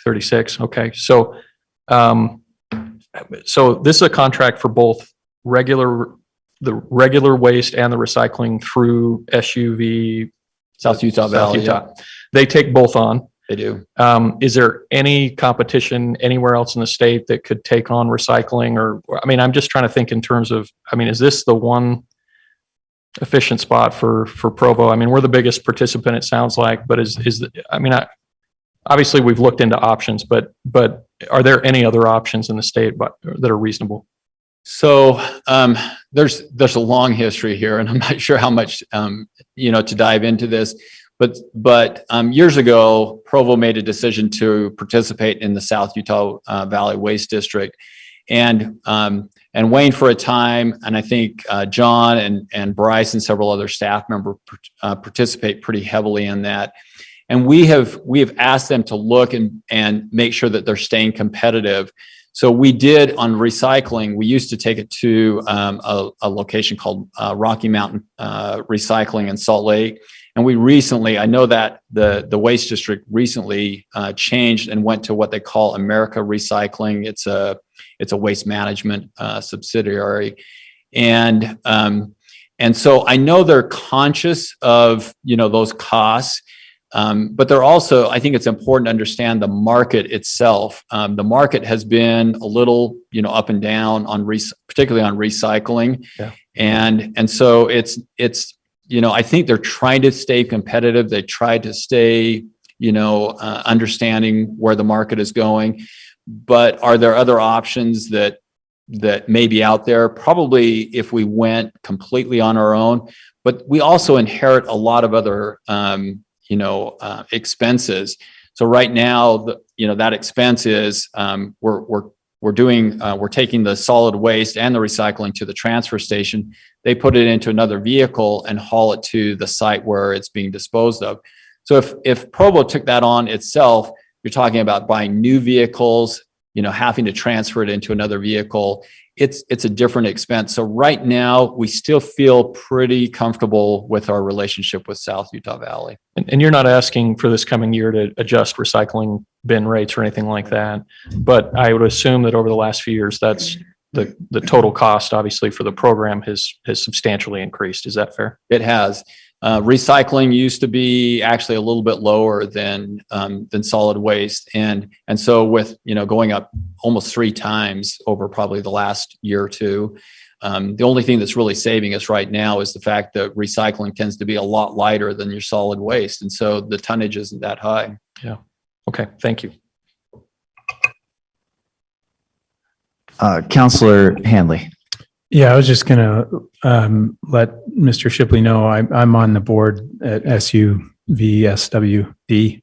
I think they're actually going to change they're in the process of experimenting with new marketing because nobody can say that acronym. Yeah. So I'd be happy to answer any more questions in more detail about it. One of the big problems is the contamination of recycling, which was as high as over 40%, which means we were paying not only because of it's international circumstances that have driven up recycling costs, but then we're paying double essentially because or 3 times because 40% of it has to get hauled to the landfill instead. So there is an incentive for us since we're the major participant in that district, for us to lead out on driving down our contamination rates as low as possible. I mean, ideally, they'd like to get down to something closer to 10, and we've knocked it down to something closer to 30, as I recall. So we're still quite a ways away. Just a tad over 30. Yeah. Counselor McKay. I do know that when I lived in San Francisco, we got charged if you messed up your recycling. They were very serious about it.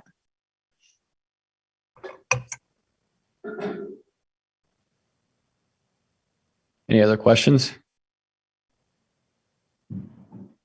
That's your presentation? That is. Wow.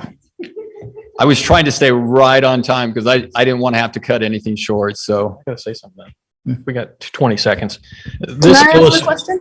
No, this illustrates how important your department is. The fact that we're skipping a few, segments that are important, but just appreciate all that you do. And I think it's illustrative of the fact that your department is doing a lot behind the scenes for our city, and I really appreciate it. Thank you. If I can just give a shout out to the Public Works employees, because there's not very, there's a lot of stuff that happens behind the scenes, and oftentimes it's early morning or underground or just people do not notice what's going on. And we just have a fantastic group of employees. If you'll notice, it's about 150 full-time FTEs in Public Works. And again, that's part-time and full-time people, but just a fantastic group of people throughout the department. And they really provide great services. I could not ask for a better group to work with. So thank you. Counselor Ellsworth. Yeah, my question is about the employees of this department, and there's kind of subdivisions or teams.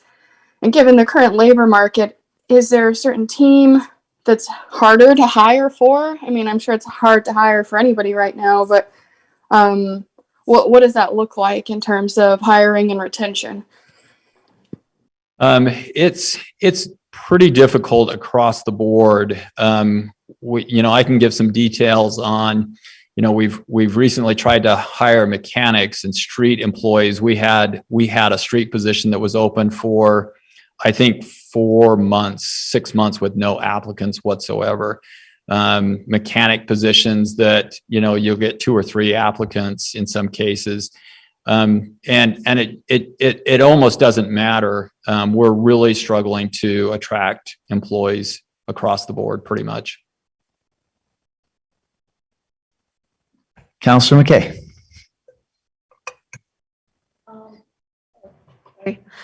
I do think I've gotten a lot of emails lately about recycling, and there's obviously a lot of misunderstanding.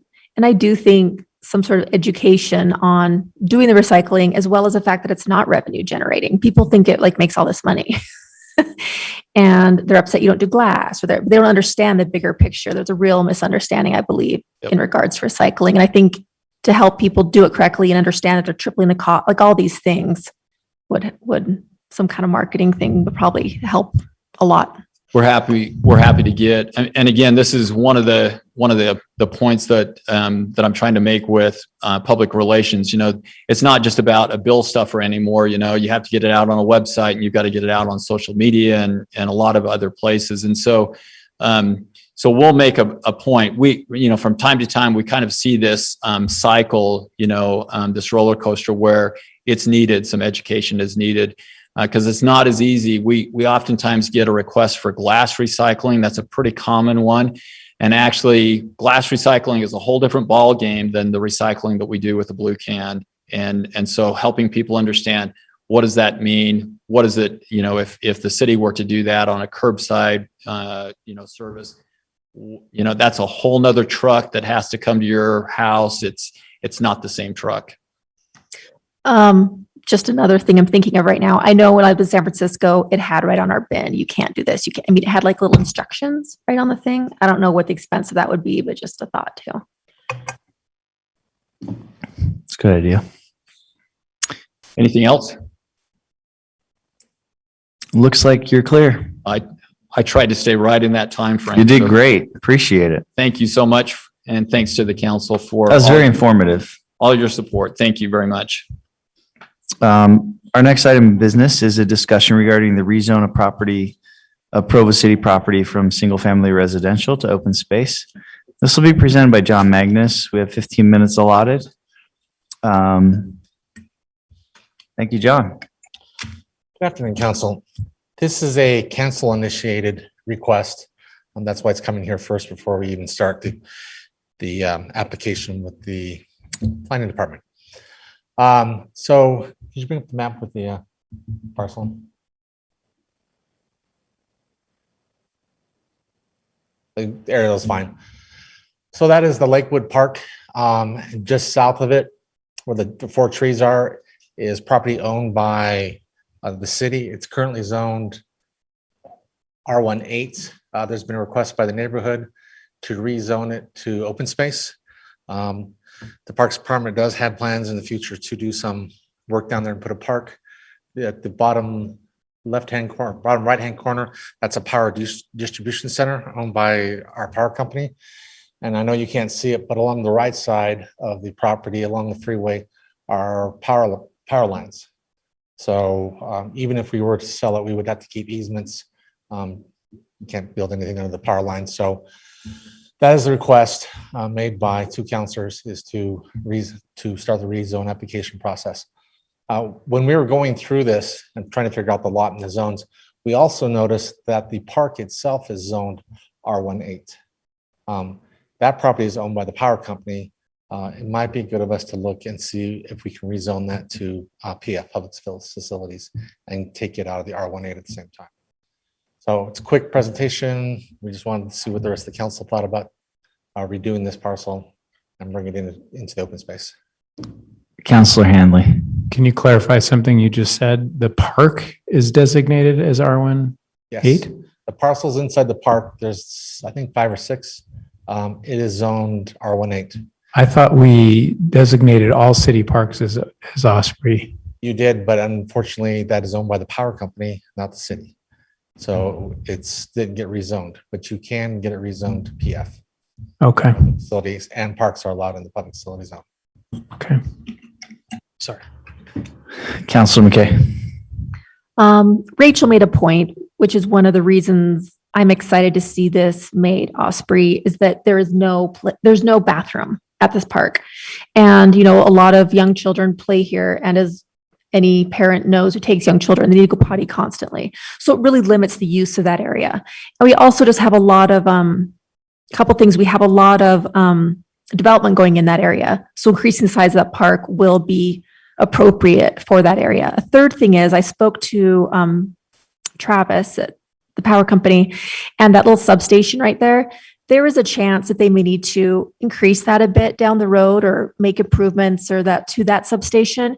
So they are concerned about the idea that it would ever become a development and limit their ability to do that. Right. Yes, if we rezone open space, we can always go back, and if they need a piece for the distribution center, we can rezone to PF and expand that distribution center. Councilor Shipley. So help me understand why we wouldn't just skip to PF on the property at this point.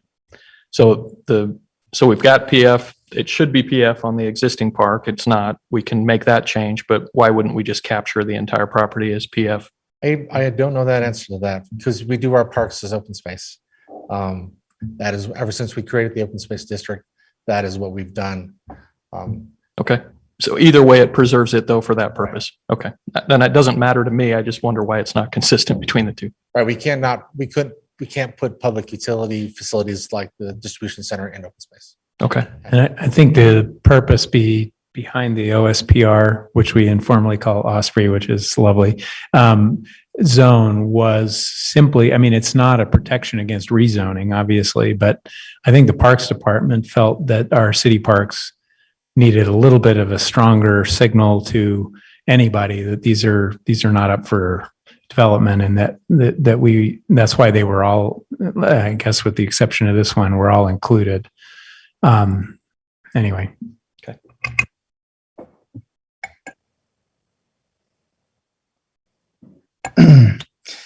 So John, you're looking for some direction from the council if we support this.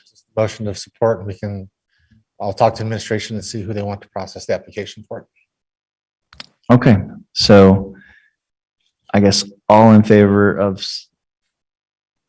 supporting this, moving in this direction? Signal yes or no, or yes, I guess. It's unanimous in the chamber. Oh, I forgot to mention that Councilor Fillmore joined us during the last presentation about halfway through. Welcome, Councilor Fillmore. Thank you. And Councilor Fillmore, your vote on this? That's a yes for me as well. And Councilor? Chair. We don't need a vote? Well, Elizabeth's trying to figure out how to put this into the minutes. There hasn't actually been a motion.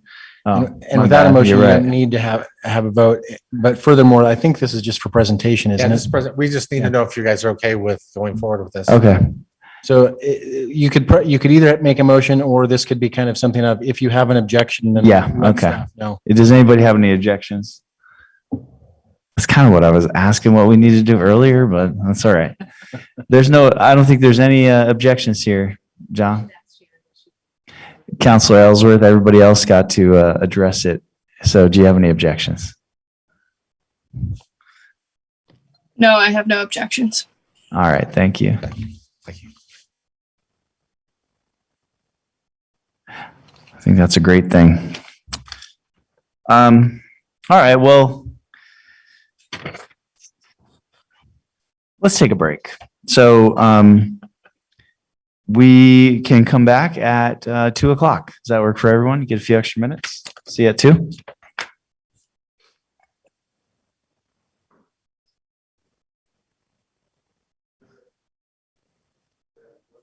Recording stopped.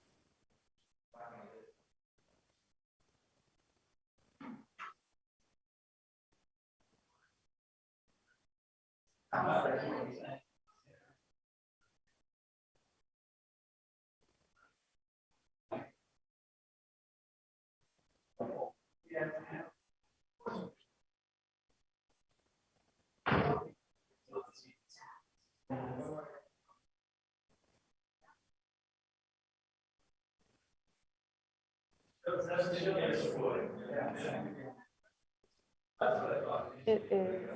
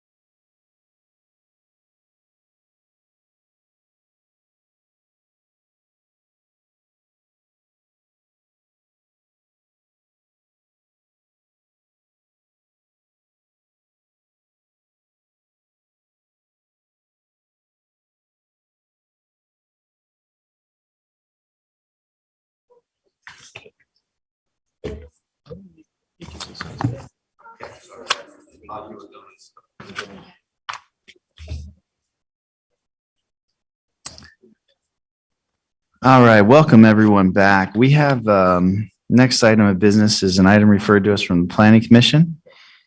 An ordinance amending the Provo City General Plan regarding Southwest Area Development Policies presented by Hannah Salzo, who is a planner. Hello.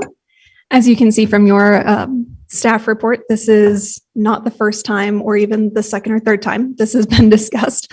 So I will try to keep my portion brief so there's more time for questions and comments. Brief overview, the intent statement was based on existing plans, namely the West Side development policies, which are in our current general plan as a Southwest. You won't find the phrase West Side development policies in there, but it's in 1.2.9, and the future land use map, which is Appendix J in the current general plan. Some counselors last summer thought there was some room for clarification based on what had been adopted in 2016 with those existing policies. So they drafted an original intent statement and sent it to Planning Commission for revisions, edits, and to do some mock-up models that would work better for Provo. The Planning Commission spent a lot of time revising it, a lot of time thinking about it, trying to pour through and find a way to answer the questions in the best way, and eventually reached the conclusion that it might be worth narrowing the scope a little bit and really just trying to focus on what they saw as the core concerns and start from scratch with a new statement based on the concerns raised and the clarification needed in the old statement. I'm not going to go through a side-by-side comparison or what was in the original statement. That's all in your staff report, so I won't waste your time with that. But I'll go through what the new statement says and make sure that that's understood and you feel confident about that so you can make a decision. The new proposed intent statement from the Planning Commission was drafted by a small working group of a few planning commissioners, a neighborhood chair from the West Side who was also on that original 2016 committee that drafted those policies, and staff.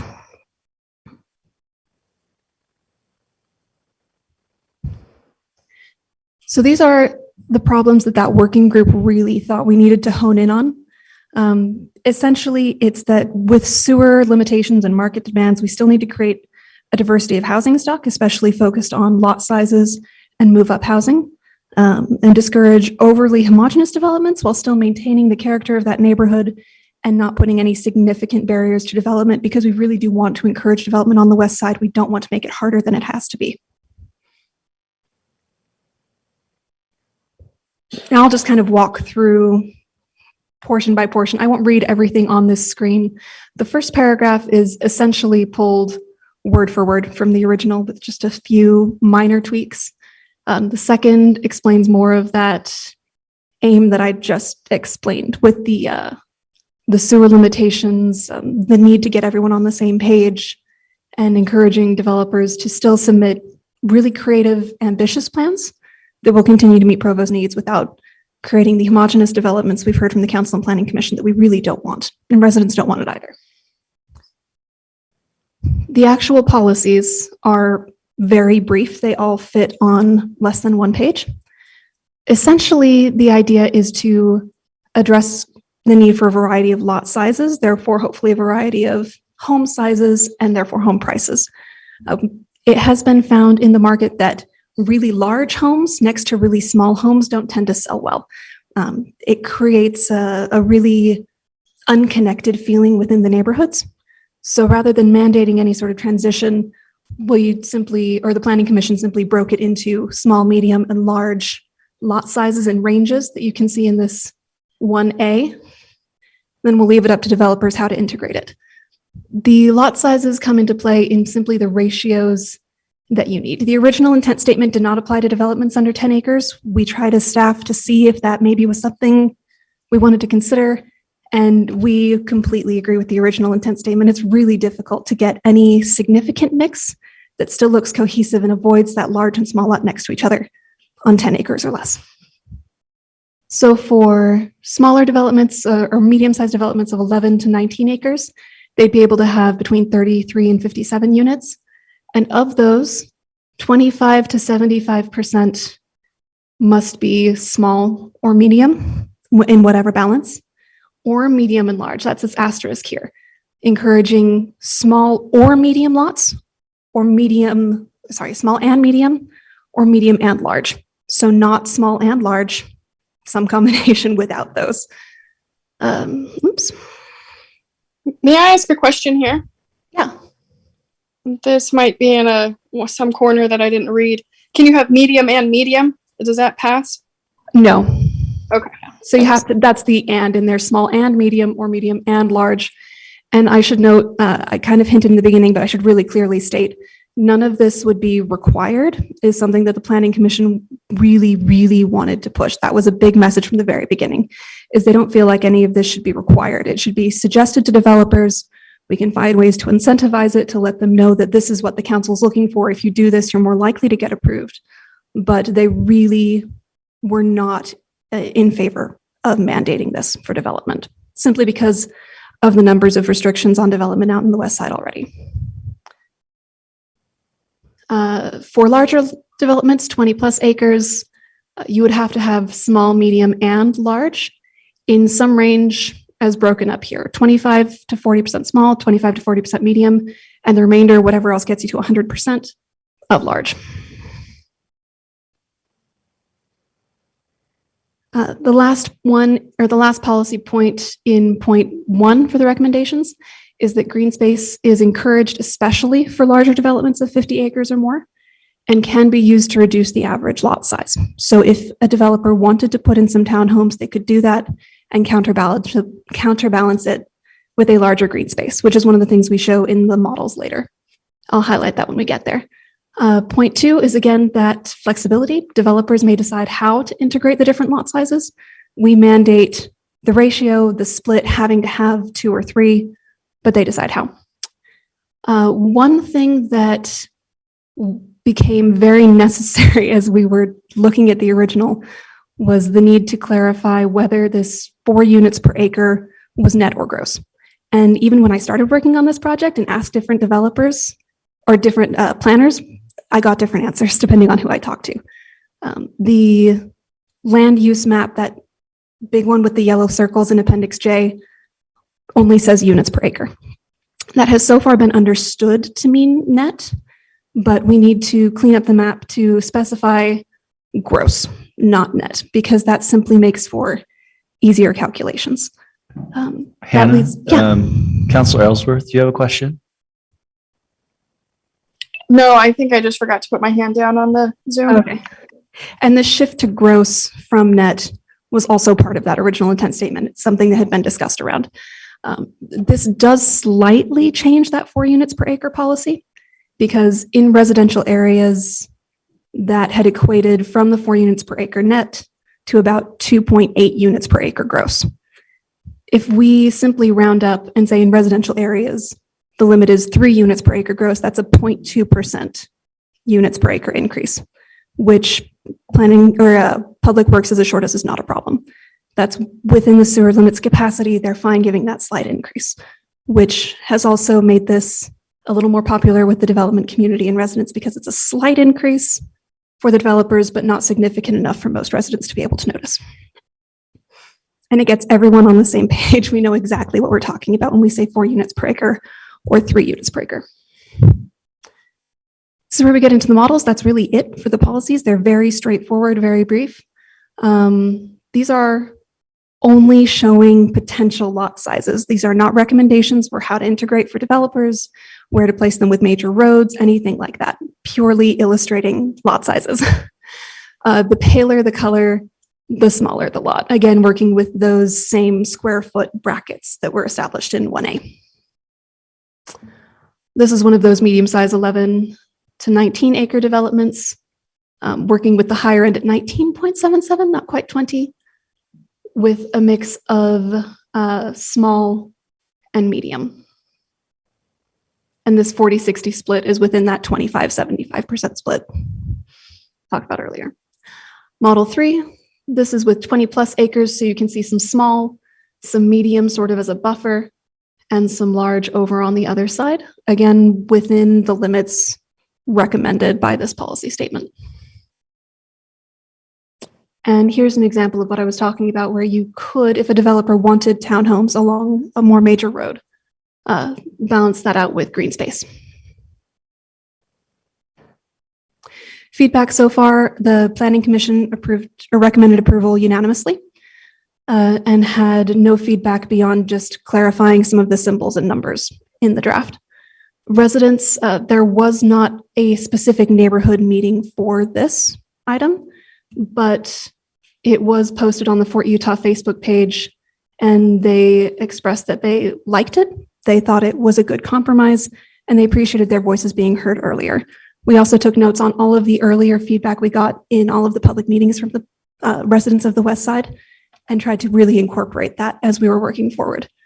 The development community members that we reached out to also liked it. They thought it was very helpful clarification, just so they know what the council and city of Provo expect, because there's so many different ways this could be done. Giving them a little hint of what we're looking for was appreciated. They also didn't see it as being burdensome or a barrier to development at all. A couple other cities have tried something like this, and it was very difficult to try to understand, to try to make it work with lot sizes, property restrictions, things like that. But they thought Provo's was very straightforward. A common question we've gotten, so I'll just address this up front, is where will the intent statement go were it to be adopted? Currently, Southwest, West Side, there's a little bit of ambiguity there. In the general plan, it does include the West Side development policies, but as I said earlier, not by that name. It calls it development policies for the Southwest area, but then clarifies these are the neighborhoods that are included, and it's all 6 of the neighborhoods on the West Side. However, normally when we talk about the Southwest area, it's only the 4 southernmost of those neighborhoods. So it is not the most clear. For now, this plan, if it was adopted, or this intent statement, would be added to the general plan with those same policies, just help clarify all in one place. Moving forward, we thought perhaps the future Southwest area plan would be a good place for it, but then it leaves out those northern 2 neighborhoods. So now we're thinking that an appendix to the general plan would, 1, let us clarify where exactly this applies, and 2, help get it all in one easy to find place. Could I just ask a question about that? I mean, if we're talking about large development plans, which are most likely going to be in the West Side. I don't know where else in Provo we would have opportunities for large plans like this. And if there are, I don't see any reason why we wouldn't want them to be applicable anywhere where they're that big. That's just how my gut tells me that this makes sense. Anywhere we have big projects, we should try to avoid very large monotonous housing development projects to go in without any variation of housing type. That's my feeling. That's up to the council. The original intent statement only addressed the West Side, so that's the scope within which we've been working as planning commission and staff, but up to council. Yeah. Okay. I was just gonna say, I don't think it's a terrible idea at all. We might need to have more of a public engagement for other areas of the city. I don't know, where there's 20+ acres still left to develop otherwise, but I like the thought around that. Okay. That actually transitions. This was the end of my presentation. We have a question from Councilor Ellsworth. This is more of a comment. One of the things that Hannah identified that developers liked was the simplicity. And honestly, that's what stood out first to me, is how simple this became and how necessary that simplicity is. And I just really appreciate that it's not this complex matrix of ideas. So I think it really captures the intent of what I had. And I was on the West Side Planning Committee years ago. And just like was said previously, I don't love seeing super homogeneous areas, big tracts with the same kind of housing. I'd like to see a little more integration, and I think you've captured that really well. So thanks to everybody who's worked on this. And I don't live west of I-15, but I'd love to apply something comparable to the areas that are left to develop in Southeast Provo. There's so much of one type of housing, and it would just be very, very welcome to have bigger lots in my part of town. So anyways, I just think there's a lot of applicability. So thanks for all your work on this. Councilor McKay? I was just thinking, we have one thing that's in here is the 4 units per acre. But I don't know that I think of downtown, we do a lot more dense than 4 units per acre. Yeah. But I guess since I don't know how much is less than 10 acres, if it would matter. I don't know. But I agree with Shannon about Southeast. It's completely relevant. Yeah, the only limit there is the sewer on the west side, which we don't have in the southeast, so you could revise that, yeah. Okay, so we're gonna hear this, or we're gonna see this again tonight, Yes. and then vote on it. Mhm. Any additional questions before we see it again tonight? Okay. I just want to say thanks to you all on the staff side and the committee who addressed all this and kind of did it urgently as well. So try to get developments moving again. So thank you, everyone. Thank you. Okay.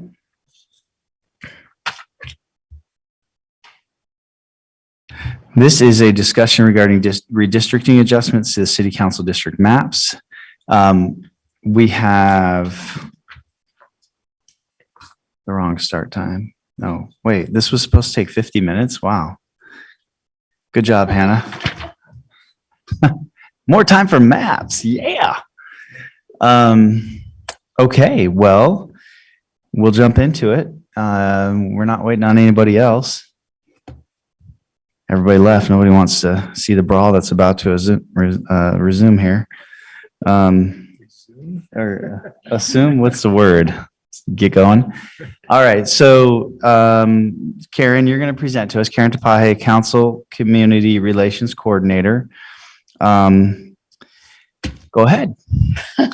So as you are probably well aware, we had 120 maps submitted through the online mapping tool that GIS set up for us. Out of those 120, we took your top maps that you submitted and we were able to narrow it down. We also found some duplicates because if you change the colors, then yeah, so some snuck in there, but we got the duplicates out. We were able to bring it down to 24 maps. So you're welcome. No, so we are trying to narrow it down to about 8 or 10 that we can put on Open City Hall, get some input. The nice thing about what we have in these final 24 is there's a pretty good variety of concepts in here. So I think we'll get better public input. Those who really want a West Side district or West Side only if it does this or doesn't do that, or preserving a certain area like a central area or southeast area, or, however they're looking at it. We've also provided the voter registration information on these. So you've had a lot of information in front of you, and yes, I know it's a lot to digest, but we are ready to, I don't know, Chair Hoban, we put these into some categories and I have them stapled together that way in front of me. My thought was to just start flipping through the maps and taking votes of support of whether or not to put it up on Open City Hall. Keeping in mind that you can go a totally different direction in 2 weeks. I mean, this is not a final thing, but we've got to go somewhere with the public inputs. We've got to go somewhere. Well, I think one thing I like about what you've done is I feel like a lot of the maps that we were kind of finalizing for on the school board side were kind of very similar. Right. And we've got some different approaches in the different maps and they affect different areas in different ways. And so that's great. I guess, given that we have 23 maps or 24, and yeah. I think there might be one more that No, that was included. 24 Great. Okay. was the total with adding the one I missed. Okay, yes. great. We can kind of go about it. We can go through each map and kind of, debate each map and then vote on each map, or we can do a quick vote on each map and see how many we have left after that, and then debate, debate those that were excluded if somebody really wanted them excluded, or we can vote on themes, or we can kind of look at the themes and debate the theme and then debate specific maps within those themes. So there's a few different ways we can do this, and I didn't want to say, hey, this is how we're going to do it. So would you all like to address the themes first and look at the themes and kind of comment back and forth on certain themes? Or would you like to just start flipping through the maps and raise your hand if you like it or not type thing? Seems easier just to go through them all. Okay, so just start flipping through them. I also did want to pause here because I thought there might be a motion made by somebody to reconsider something, but no? Okay. Hey, can I add a comment here? Yes. Yeah, I hope that, this won't be like the end of what we consider, right? There might be a good idea that comes up maybe from a citizen or from the administration or from a counselor who had a dream. I don't know. So whatever maps come out of today, hopefully that's not like the definitive end of consideration. The other thing I wanted to say is, and I've said it before, I think to each of you, either individually or in some email, I'm really uncomfortable with the ones that create this mega West Side district and then include the whole southern part of the city over to South State Street and takes in the Ironton area, takes in East Bay. When I had that conversation with some of the counselors, a lot of those maps were purple. And so I call that giant mega district that's geographically huge. I reference that as the purple monster. And it would be my proposal, if not a motion, that we get rid of those maps that incorporate the purple monster, because it's not inclusive of communities of interest. It's not geographically compact. And that is where the majority of the growth is occurring. So that area would have to be split up very, very soon. So thank you, Councilor Ellsworth. So Karen, could we maybe pull that theme up? Okay. And maybe we can have a conversation around it. She's got to pull from it has. So if you pull up the finalist maps, without the report card, we'll just go that way. Just sorry. I think it's 5 actually is this one. It should have center and west side district. So email 4. While you're looking for that. Yes, that's the one.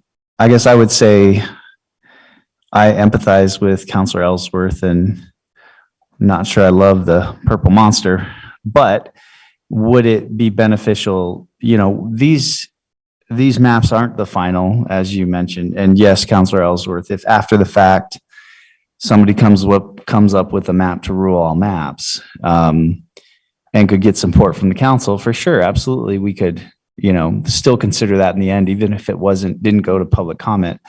But I guess the question would be, would we still want to put a map like this out on Open City Hall to consider, even if in the end we know that Councilor Ellsworth is opposed and maybe 1 or 2 other are opposed or whatever? It might not be what we go with in the end, but to have a variety of different styles, would we want to continue to include something like this for public feedback?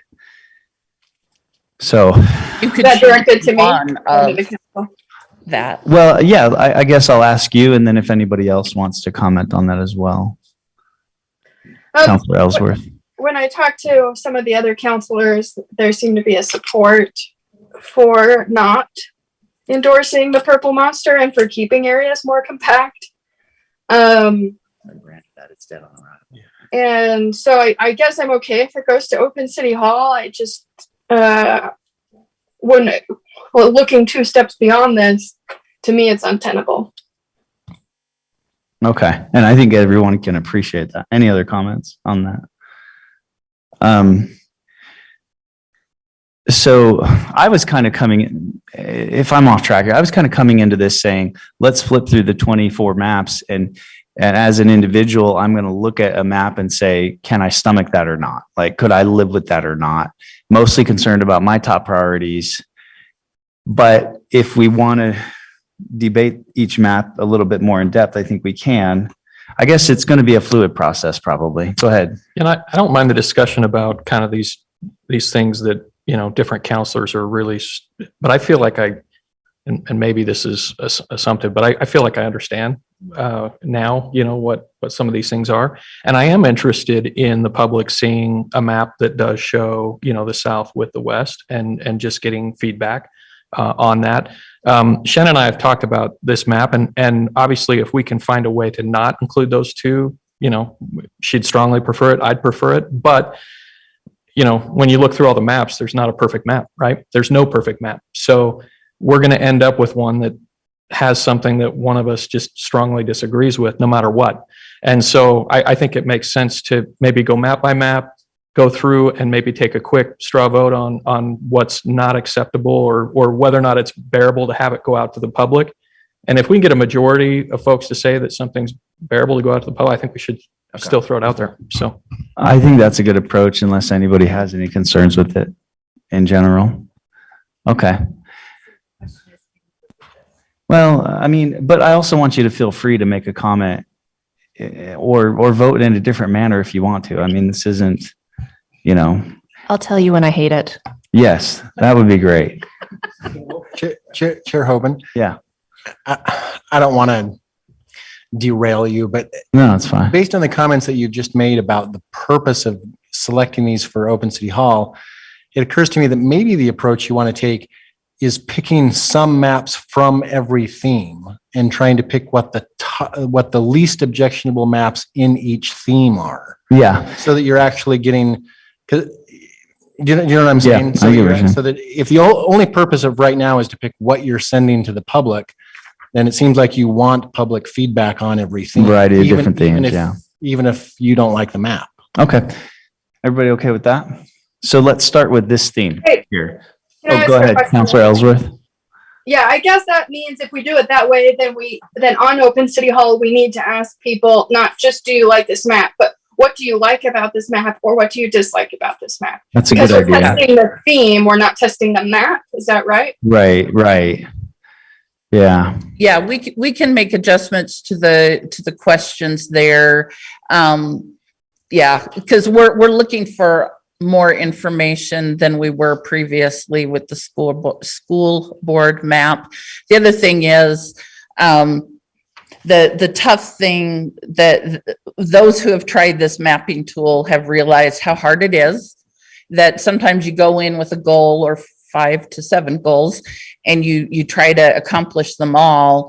And the way a precinct has been determined, like in Miss Ellsworth's case, that putting the Spring Creek neighborhood and East Bay together, even though it crosses a railroad track, I would never in a million years lump them together, but that's the way they are. So that's what we have to cope with. And same with, you know, how precinct 319, which is the massive 10,000 population one, is they took BYU from last time and expanded it. It's not under our control, but these are the things we're having to deal with. So I will also be trying to help people understand the limitations of what we can do, because it's pretty near impossible.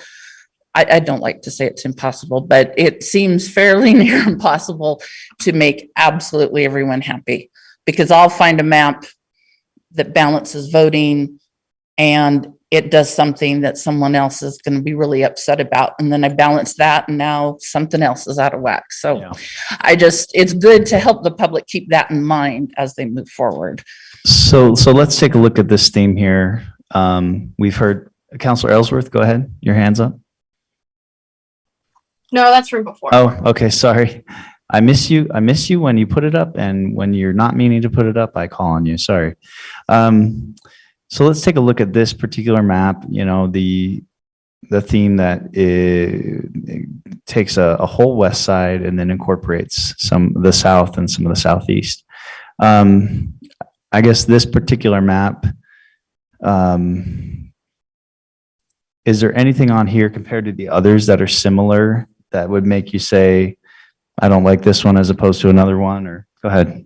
Well, this is a feature of this map that's true of several others, which ought to be mentioned, and that is that BYU moves from my district into District 1. Bill Fillmore has expressed preference to keep BYU in my district. I don't feel as strongly as he does about that. But I prefer that. But that's just an issue. The campus precinct itself has a neighborhood chair, which is President Worthen. They have a community relations team, and they communicate with the council through that team. I think Mr. Fillmore alluded to the predominance of a lot of faculty in my district, which makes it maybe appealing for that reason. I know a lot of faculty who live in his district, so I don't know that that's necessarily a deal breaker, although I think what he was expressing is, if there's a likelihood that someone has some connection to the university, maybe that's a little bit better. That's just an issue to be thinking about there, because that's a big chunk of it has a large number with it. The other thing that I noticed too is that, which I actually prefer, is that the Joaquin neighborhood is shared with the downtown district. I prefer that than to have my district take all of that. And that's largely because there's certain issues with student population that affect the neighborhoods to the east. There's certain issues with the student neighborhoods that affect downtown. And so it's good to sort of share that. And I think that's worked pretty well in the past. I mean, I want to also just say something sort of generically from a philosophical point of view, as far as my concerns are. I've raised one issue other than that one issue, which is that my district has a very, very large number of people who will likely never vote in an election. And so that gives me a disproportionately small group of people that I like. When it comes to the ballot box, I feel answerable to. That said, I feel answerable to those people who don't vote, as I think all of us do. I work hard to represent them, but from a practical point of view, when you run for office, I think it's disproportionately easier, cheaper for somebody in my district to run. And if you're not known in my neighborhood, you're not likely to get elected. So those things are just kind of quirky and strange about my district that I would like to mitigate. I don't think there's an absolute fix. If I get stuck with the status quo, and it makes everybody else happy, then I'm probably fine. But if there's a way to mitigate that, as I've said in previous contexts, if, by gathering in some other residential areas around, either to the south or to the north, I think that would help. But I am sensitive to the fact that if that becomes too aggressive of an approach, it really throws problems into other districts. Okay, sorry, that's a lot of background. With this, I don't know. This is a pretty bold. I mean, aside from the color distinctions, which kind of throw me off, but if the blue is there's some logic to say that there's some sort of commonality between the central eastern parts of Provo and southeastern parts of Provo, and I don't mind that.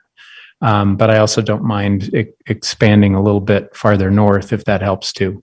Okay. Thank you. So Karen, I saw one there that I think is substantially different than some of the others. I saw two of them. The one that has what you might consider District 4 moving up into the north a little bit. Can we look at that map and maybe we get a pulse from the council members if they like it or not? Look at map C. I'm particularly interested to hear from Bill Fillmore on that one. So go ahead, Mr. Fillmore. I'm not ready to address that. I wanted to kind of editorialize a little bit on George's comments.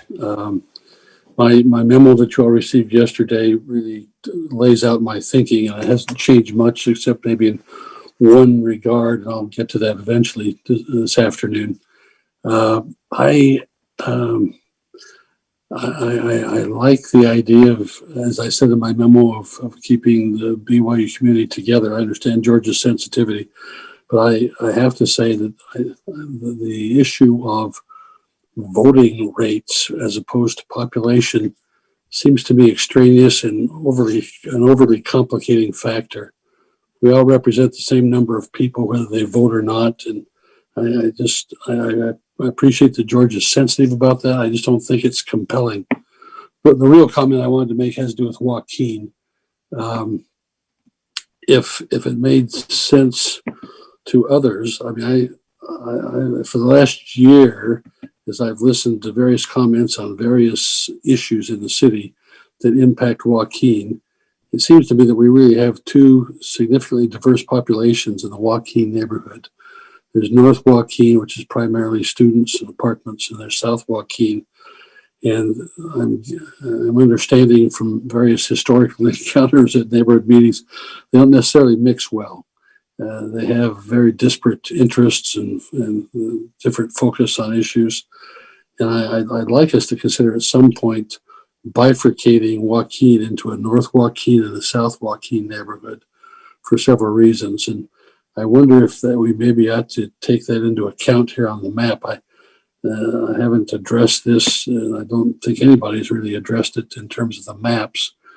But maybe there's a way where the District 1, which has predominantly BYU concerns, could absorb North Joaquin, and South Joaquin could be in the city district, which would need to be expanded to the south to some extent. Having said that, I'll just make a generic comment. I don't like the purple monster at all. Hey, Bill, would you mind, while you've got the mic, letting us know this particular map? You see how the blue kind of heads up into the north area a little bit. I'm curious your thoughts on this type of approach. Well, I favor the historical boundaries. I'm not a big fan of taking a thumb up into the north. I understand that it may be necessary, depending on what map we center on, to make some adjustments. This same map, it gives me the university complex. And while I love BYU, it made more sense to me for the district to be within the district of somebody who's more likely to be affiliated with the university currently. So I'm not excited about it. I could maybe live with it. Okay. Karen, there was also another one that had George's district a little different. Hey, Chair. That one there. Yes. Oh, sorry, Counselor Ellsworth. Go ahead. Hey, I just wanted to get some feedback, maybe from Councilor Handley. You had said that the central east chunk of the city has a lot in common, and I feel like there is a difference between south of Center Street and north of Center Street on the east side. So just immediately, almost immediately north of Center Street is the water park and the rec center, but there's a lot of student housing up in there. And then I'm just curious, how do you see what's south of Center Street as being a common or a shared community with what's north of Center Street in either the student areas or like the Tree Streets area? What do they have in common? Well, let me first of all say that I don't believe a district should act. I don't actually think it's ideal that a district has everything in common. Frankly, I think if we're creating homogeneous districts, that only seems to me to exacerbate some of the tensions between areas of the city that I would rather mitigate against. So I'm not making an equivalent there. I'm just saying I can see some logic to saying that the eastern foothills have some similar issues in common with regard to interface with the canyons. You have Slate Canyon and Rock Canyon both in that district. There are similar issues with relationships between neighborhoods of single family homes and higher density homes. You have traffic problems and parking problems in similar kinds of parking and traffic and zoning issues all along the interface between the various housing types. So I think there's some comparable issues. I've just heard them over the years. The issues on Slate Canyon resemble a lot of issues in areas around Seven Peaks where there is a parking permit program, and there's been a lot of tension over those kinds of issues down in the tree streets. So I don't know. I just don't see them as that foreign. Anyway, that's probably enough said. One distinguishing feature about this specific map is it's the only purple monster map, so to speak, that would kind of allow Shannon's district to be a little more whole. But I know that some express their discontent with that little triangle, that spike that comes down. Hey, can I speak to that? Go ahead, Councilor Ellsworth. Yeah, I don't know if this does make my district whole. I think it's just it looks more gerrymandered, if anything, beyond the typical purple monster, because it crosses State Street. And the people who live in like Provo South have quite a bit in common with the people who live in Spring Creek or Lower Spring Creek down by Ironton. And so I think this is kind of a worse form of the purple monster. Okay, so I'm going to say then, based on my conversations I had with some people along the way, I don't think there's a lot of support for this unless somebody wants to speak up and talk about why they support it. I believe that Councilor McKay liked it because it helped to even out the voting districts, if I'm not mistaken. But basically, kind of based on our criteria that we came into this loose criteria, unless there's a handful of councilors that support it, I think I would say let's get rid of this one. Does anybody strongly support it? Wants to talk a little bit about that? You look like you're maybe wanting to say something. I weakly support it. That's tepid, though. Okay. Does anybody else weakly support it? I just wanted to say a little something. So as far as putting it out to the public, there are a couple concepts. One is more balanced voters. That was one, not that it's a requirement, but that was a desire by some.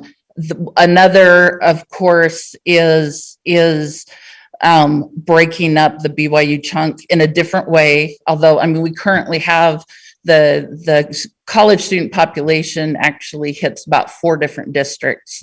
So Mr. Hoban, yours is the only district that isn't really truly grabbing any of that big population.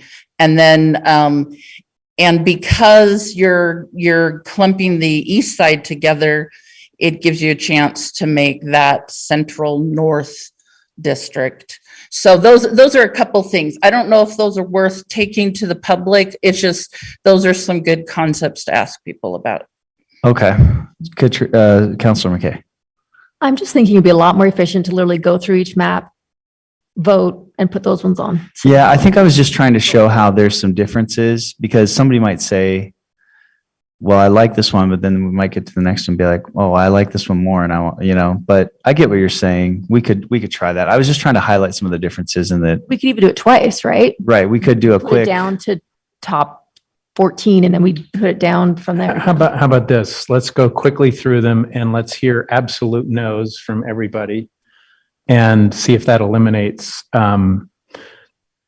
We're trying to get down to about half of these maps. Right. So or less if we can. If we know there's 5 low hanging fruit right now, that at least gets rid of 5 maps we don't have to look at ever again. Okay. I'm okay with that. Hey, Mr. Chair, Yeah, go ahead, Councilor Ellsworth. can I ask a question here? I think it would have been 10 years ago when they did this. And maybe Wayne was here, maybe Karen was here, I'm not sure. But was the intent to break up the college voters and to intentionally disperse those into 4 or 3 districts? And because I think that's the legend that I've heard. And if so, how did they come up with that value? Why was that the highest criteria? And maybe it wasn't the only criteria, but that's kind of what I've heard over the years. I heard the same legend from a former council member who was involved, and he didn't mention how they made the determination, just that that was one of the goals to share that population with several different districts. Mr. Parker, do you have any other history? No, the only thing I would, I did hear that as well. The only thing I would suggest is when I first got here, the decision was made to go from 4 districts to 5. And the predominant, and again, this might be argued by others who were there at the time, but my recollection is it was really about trying to create a central city pioneer neighborhood district, as opposed to splitting it up, splitting the downtown area up among the other districts. And so I think in that case, at least my recollection is, kind of started with the central district and then tried to make everything else fit. And so again, how it went 10 years ago, yeah, I, again, wasn't all that involved in the process at that point, so. Okay, thank you. Let's go back to the first map in this theme, and we're going to go through each one briefly, just look at it and give a thumbs up or a thumbs down. And if we have 3 votes against, then we'll retire that one. Does that sound good? So are we at the first one here? Yeah, Center and West Side District. Okay. Any ups? Well, yeah, I think what we need to do is It's any just go downs. downs Yeah, instead? so, Okay. so who would totally ixnay this? Shannon. Thank you. Bill. Okay, so that one stays for now. Next one? Next is email 4. I'll vote down on this. We That's say 3 email downs. 4. I guess So I that don't- one's done. Yeah, that's I called guess I email. don't have it. I don't have these numbered. I just have their titles, like better. Oh, balance. sorry, Bill. We'll say each one as we go then. Email 4 was voted down. Which one is that? Can you see it on the screen, Bill, on Zoom? That is the title, Bill. The title is email 4. Oh, mine are just out of order then, aren't they? Okay, I'm sorry. No, you're fine. That's all right. I'll just reorder my stack and try to keep up with you. Can you see the screen, Bill? Well, so I'm thumbs down on this one. Okay. We'll go a little slower to make sure that you can pull it up. Slow everything down. Okay, the next, so that one's out then. Map C is the next one. Opposed.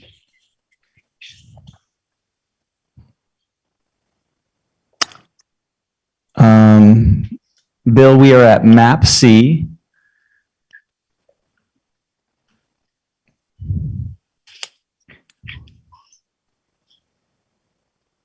Just let us know if you're opposed or. I'm sorry, I was on mute. I'm against that one. Okay. That's 2 against. Okay. On to the next one. Plan, we're at Plan 24 is the name, Plan 24.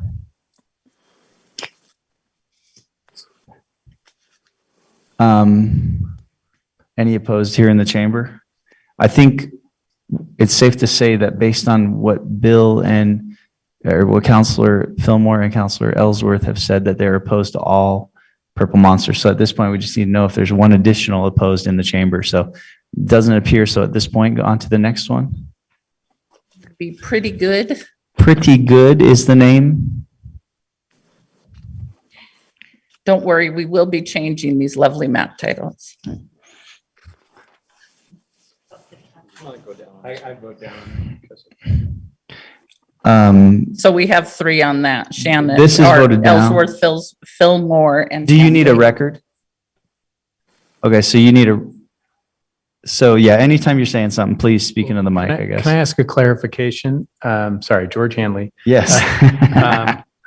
When the district is changed color for no apparent reason, or is that intentional? That doesn't matter ultimately. I'm not going to read into people's choice of colors. It could have been they took all of them off and started with. I just didn't know what to do with those because I thought, oh, there was one called Surprise that was kind of interesting, but every single color was different. I was like, okay, they're messing with us. I wouldn't worry too much about okay, that. we're They just just worried. used a different paint palette. That's all. Okay, well then that was kind of my main reason for giving it a thumbs down. It was the colors were all messed up. No, we will, if they have reordered the districts, we will put them back into the similar order. Okay, so it just seems like it created more chaos than it was necessary, right? To suddenly rename the districts entirely. That's why it's only pretty good.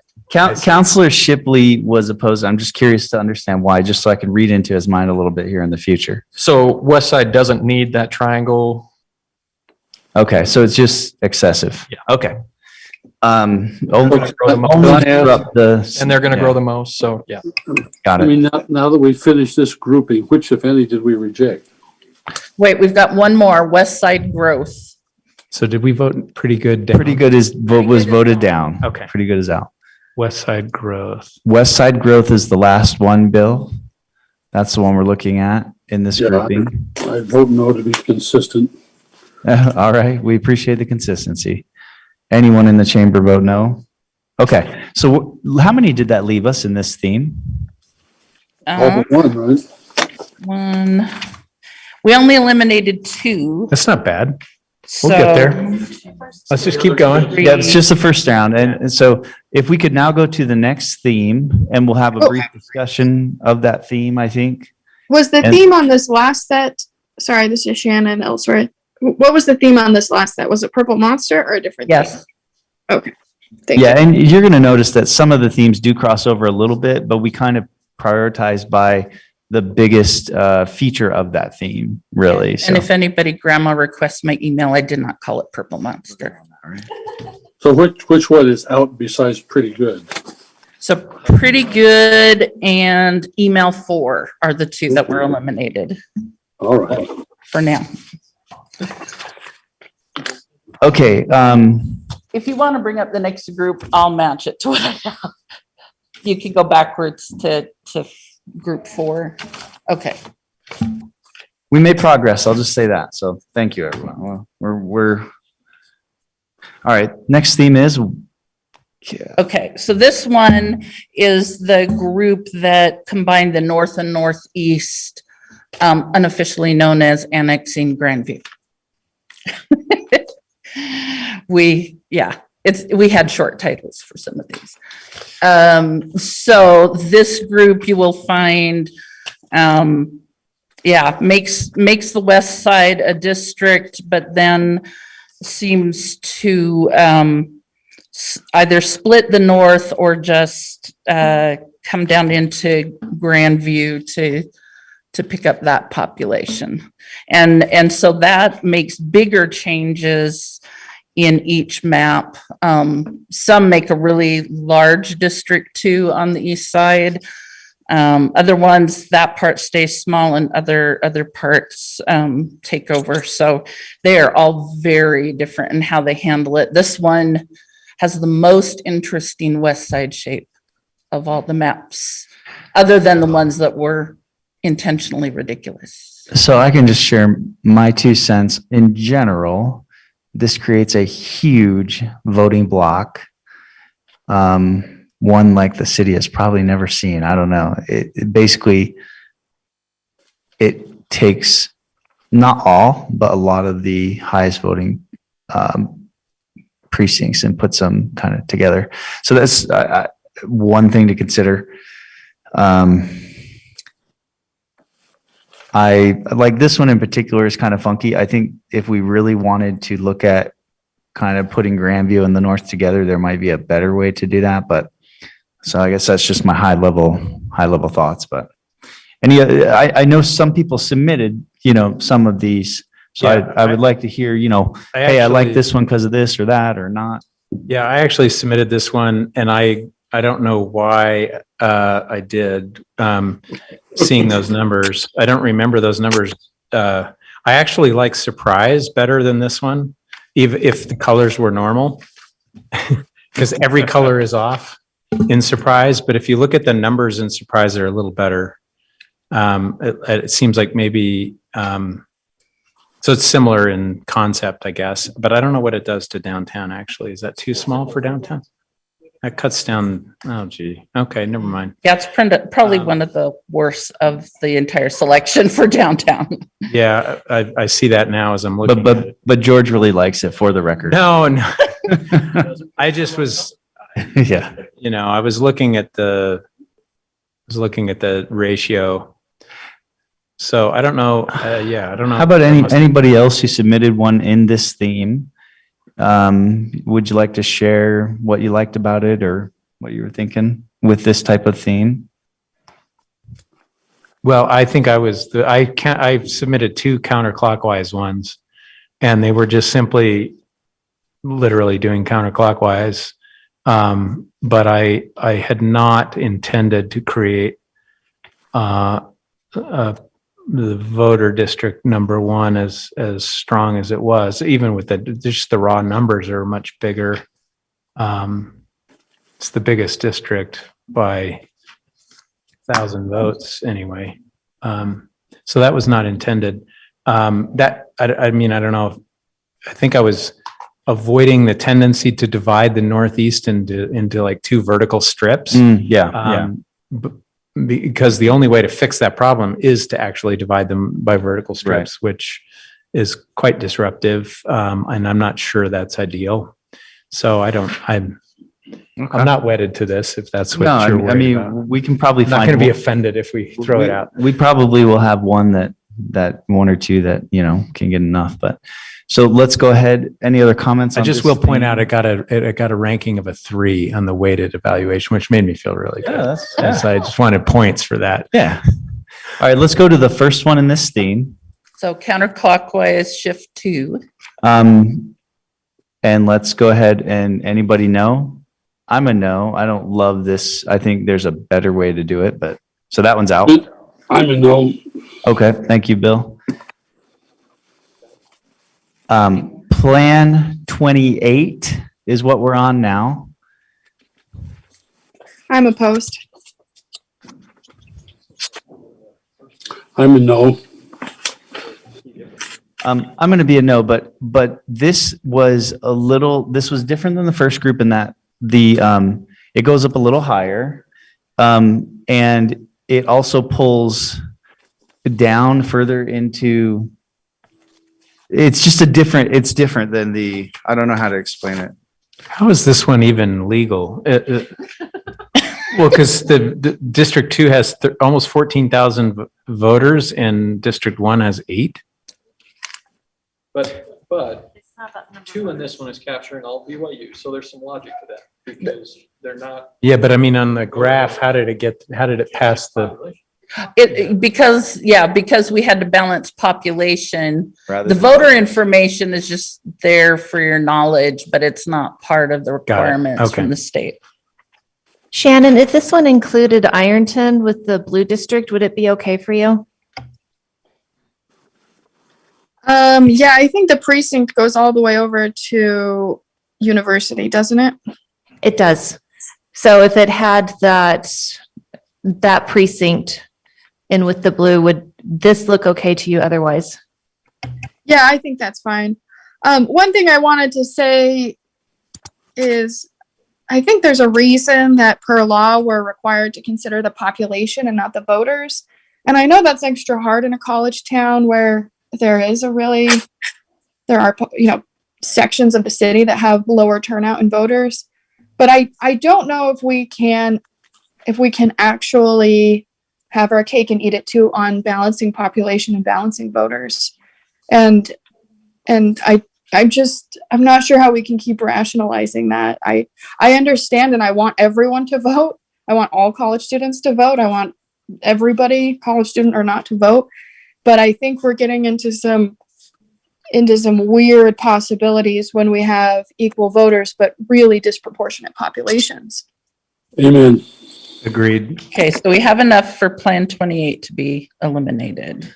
Next one. Surprise. No. Okay, that one's gone. Don't Don't even discuss it. All right. West side. Put in 3 no's all by herself. West and Signify it with a verb. so Bill, so you can follow along, we are on West and Central. Okay. I'm opposed. kind of like. Yeah, I'm opposed to that one. It'd be a purple monster or a purple tumor at this point. Oh, okay, I got you. Yeah, that's Purple Monster Plus. Got it. So how many are opposed? You've got two at least. That one's out. The last one would be That one's West Side Represent. So on that last one, Councilor McKay was opposed. You got it? Okay. Just making sure. Okay, so we're on, am I on the wrong one? Okay. What about map There we go. 10? Plan 10 That's should the be, next one on mine.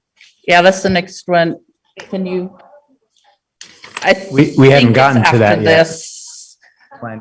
Sorry, I'm sorry. Plan 10 was added after the fact. Counselor Ellsworth had, it just hadn't gotten in. Just go one So down. if we could see Plan 10. Oh, it isn't. Okay. Let's go to West Side Represent. West Side Represent. Shannon, how do you feel about that finger? That weird precinct, the peninsula of red. Yeah, I'm just kidding, because during the school board district one, Well, I don't think it's great, but I also didn't draw the precincts. Clearly. Okay, Bill, we're on West Side Represent. Yeah, I'm a no on that. I'll go now. That's 2. 4 or 5? Well, we still have Plan 10 to look at. Okay. So I guess, When you're voting though, are you immediately getting rid of it with only 3 votes against? that's what we were doing, yeah. Just wanna make sure. But I guess I want to see Plan 10, because we've got 2 left. So we either have to choose, if we're going to put this theme up, we either have to choose West Side Represent or Plan 10. So I'll take my vote back on that one for a second. I'd like to see Plan 10 if we can. You might have to pull up all maps and find, sorry. Yeah, it'll take a minute. So let me go back through. In this category, we eliminated Plan 28 and West and Central. I think are the 2. The other ones only had 1 or 2 votes. Was email 4 part of that group? I thought it was out. Let's see, that one, I believe was the previous group. Okay. So there we go. There's the Plan 10 one. So if I'm choosing between the one we just saw, which was West Side Represents. West Side Represent and Plan 10, I personally would choose, well, Plan 10, but we're looking for no's as opposed to yeses, so. Bill, we are on Plan 10. I'm shuffling papers here to find it. It's not coming up. It may not be in your packet because. No, I'm a no on that. Yeah, okay. Okay, so I think though that because we're all thinking we have to choose one or the other, Plan 10 was better than West Side or had more votes than West Side Represent, or didn't have as many down votes. Okay. Just to get one out of this grouping is the idea. We have a couple. Why don't we want to get as many as possible out? Will it work? That's the question we'd have to know if it keeps it even. Do you want me to pull it up and see? Because we've eliminated 2 from this group already, Plan 28 and West and Central. And if you're having a discussion. I thought we got rid of counterclockwise too. Thank you, sorry. Karen, I thought we got rid of counterclockwise too, or is that a different group? Oh, sorry. Yeah. I only had 2 people say anything. I had Travis Sorry. and Bill, The only one that survived this theme was Plan 10. Okay. So looking been at looking down too West Side Represent and Plan 10 together, they have the same west side. And then the only difference between the central and the little southeast one is that little tiny precinct in the southeast corner of Mazer. And so I would want to have the central area of West Side Represent imposed onto Plan 10.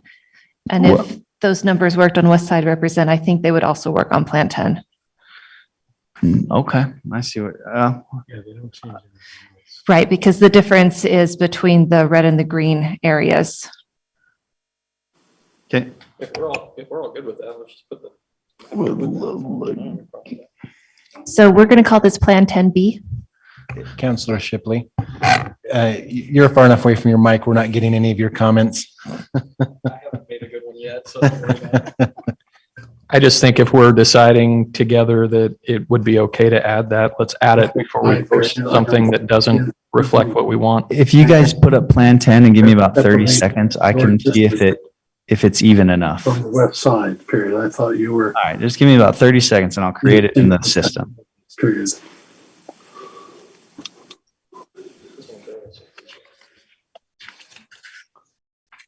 I think it does because nothing else changes.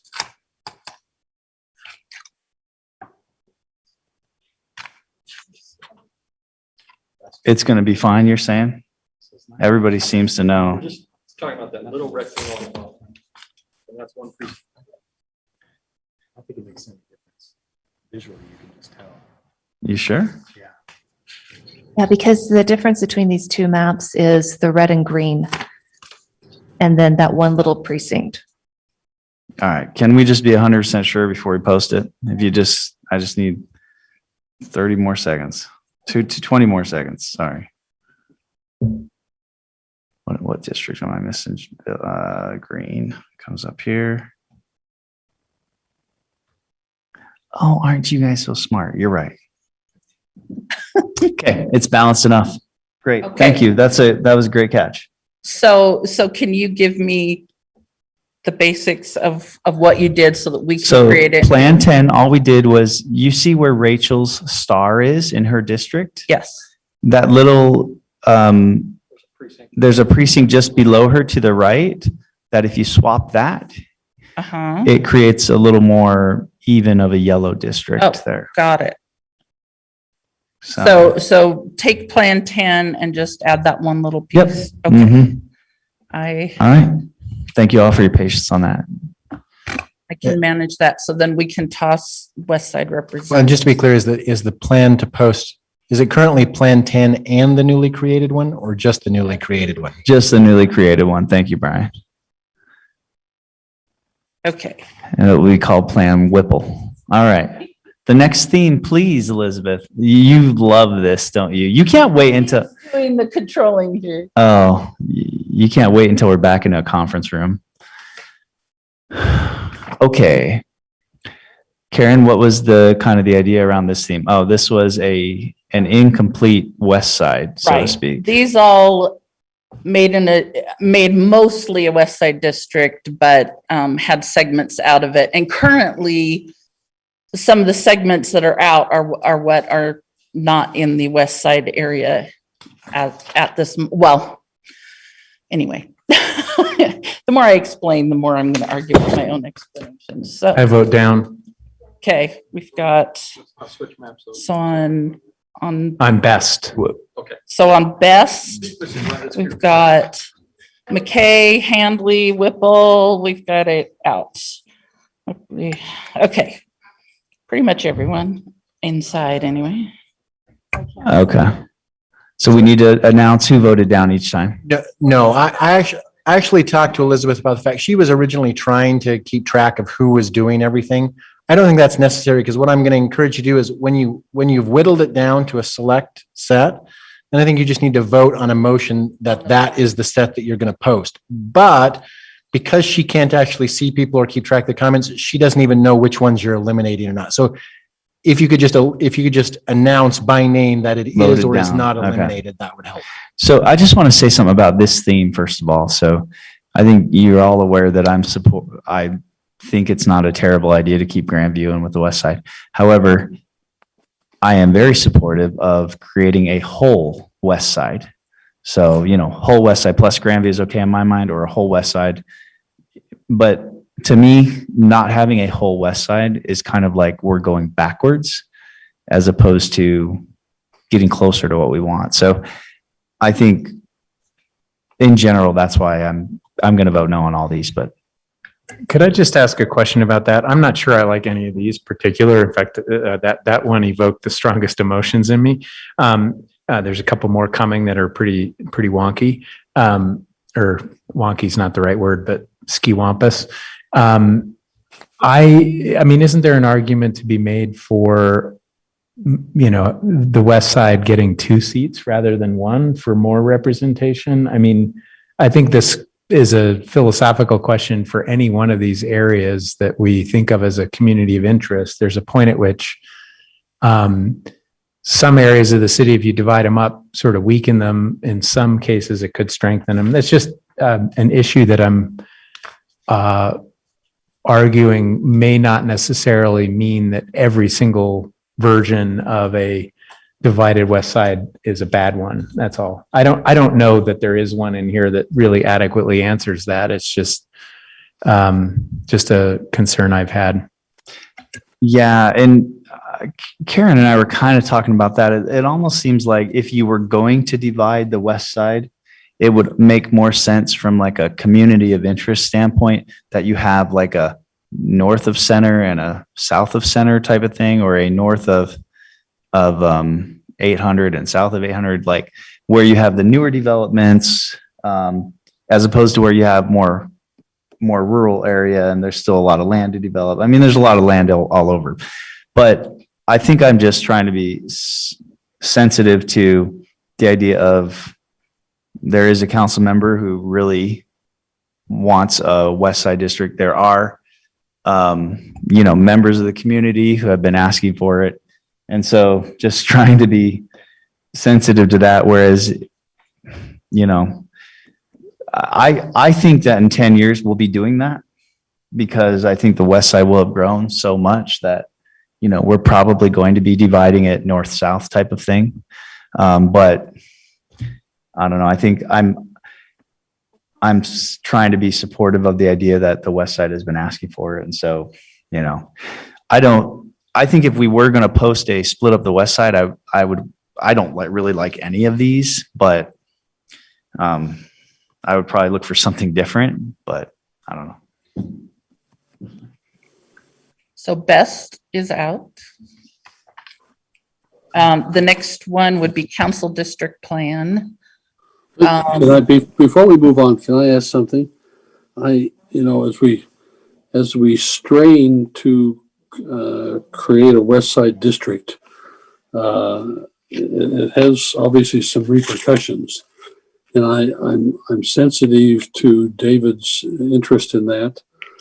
But I just don't know how to get there. And I'm looking at, for example, Rachel's district on Best. And Rachel, are you comfortable with that? No. Didn't think so. It seems to me that 10 years from now, this is going to be easy. We're going to have a west side district. It'll be totally west of I-15. Make a lot of sense. Dave has some kind of anxiety about being grafted onto Grandview that I don't really understand, but it seems to me the most logical way to get the numbers for a west side district without drastically altering other districts. I think as long as the west side has a clearly dominant voting percentage, that shouldn't be an issue, at least for 10 years. So just like we're straining in a gnat to try to recreate all these other districts to accommodate that west side without Grandview. That's just my view, and I've struggled to find a way, and I just can't get comfortable with the west side version that really, it either has to stretch out all the way to the hills, to the foothills on the south, or it has to take in Grandview to make the numbers work. Thank you, Bill. On this one in particular, sorry, did we have downvotes? Bill, you downvoted, or Mr. Filmer downvoted? No, I'm not a no on Best. Okay, sorry, I misunderstood. I'm not a no on council district either. Okay, all right. Well, I'll vote no, but. Okay. So we have Hoban and Whipple. Be clear, are we on best right now? No, we're on council district plan. Oh.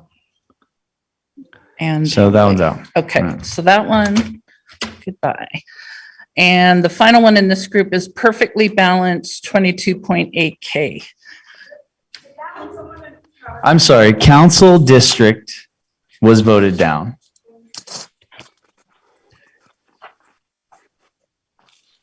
This is the last one, the most different of this group, and it splits west of the freeway into 3 different districts. Okay, well, now we're at an interesting, because I don't think anybody's gonna like this one. And we haven't voted any from this theme. So are we okay with not having this theme then? It appears that this Okay. thing doesn't have that kind of support. Is there any request to create what you were describing as a way to split the west side? Well, I'm not personally supportive of it. My only question would be, is it worth going to the public with something like that? But That's what I'm asking. Is it worth it or if nobody on the is council everyone supportive, so it feels. opposed that it's not worth the effort? Counselor Hoban, can I make a recommendation Yes. here? I think this theme was splitting the west side. Is that right? Yes.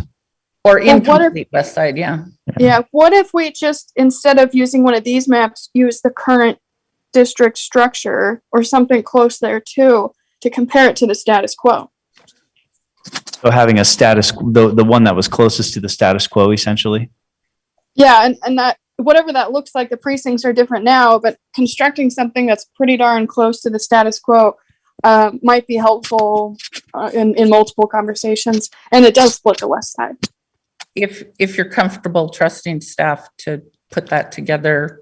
Well, you put it online. together and show it to us and. Yeah, I can email it out and make sure there are no strong objections. That Okay. way we do represent the concept. It looks anyway. like it has enough support. Counselor Fillmore? Which one are we talking about now? Okay, so all 3 from that theme were voted down. So Elizabeth, perfectly balanced 22.8K was voted down. And Bill, what we've decided to do is to represent the idea or the theme. Counselor Ellsworth suggested that the theme of it's an incomplete west side suggests that we maybe look at using a map that is very close to the existing structure so that we can at least put something out to the public, the existing structure. Yeah, that we can at least put something out to the public to consider or to provide feedback on. Doesn't seem that there's any council support, but we want to be cognizant of the idea of allowing for different themes to be considered by the public. Yeah, I'm not opposed to that.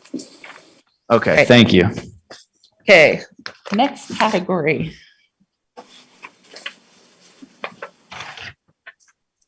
We have better balance. Okay, this is a group that has the west side is complete and it picks an area other than Grandview because our final group is west side created using Grandview, the Grandview area. This one is using areas other than Grandview and not creating purple monsters. So that's the main focus of this one. And there's some pretty big variety in how it handles, as you see in this one, central and parts of the southeast are merged, which allows for a bigger District 2 and then the creation of a Grandview area, Grandview River Grove area district. So there's quite a variety in here. So Well, I'm curious actually to hear from Counselor Ellsworth on how she feels about these ideas here all show a good chunk of your district, or vice versa, Counselor Whipple, basically merging your 2 districts essentially is what we're looking at in these types of concepts. So I'm curious to hear some feedback there. Is this directed to me? Yeah, I kind of want to hear from both of you. Well, yeah. What's happened here is that I don't have a district, basically. Like what was the southeast is now cannibalized by the red district, the blue district, and even the purple district. But it's kind of like my baby was cut in half and given to the downtown district and the central east district. So I really dislike it. If you had to prioritize, I think you made it clear, you would prioritize this over being consumed by the purple monster. Sorry? I guess I'm just kind of wondering where you would, so in my mind, there's kind of a few different ways that your district gets chopped up in some of these maps or gets consumed or cannibalized. So it either can become, a good chunk of it can be pulled to the west, can be kind of trimmed on both sides and end up with the downtown district, or George's district can kind of come down and take over a good portion of your district or whatever, however you want to put that. And I'm kind of wondering if you have a priority on which would be the least painful version of cannibalism to you.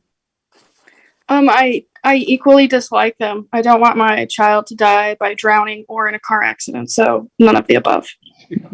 Oh my gosh. How about you, Councilor Whipple? Do you have an opinion on these types, this theme? Yeah, so it looks like sharing BYU, Plan 26, great idea, and better balanced all end up taking the kind of downtown pioneer neighborhoods and going to the southeast. And so you're essentially combining two really distinct areas that really don't have much in common. I think it's entirely possible to represent those, but it does seem to go against the original plan for creation of a downtown district.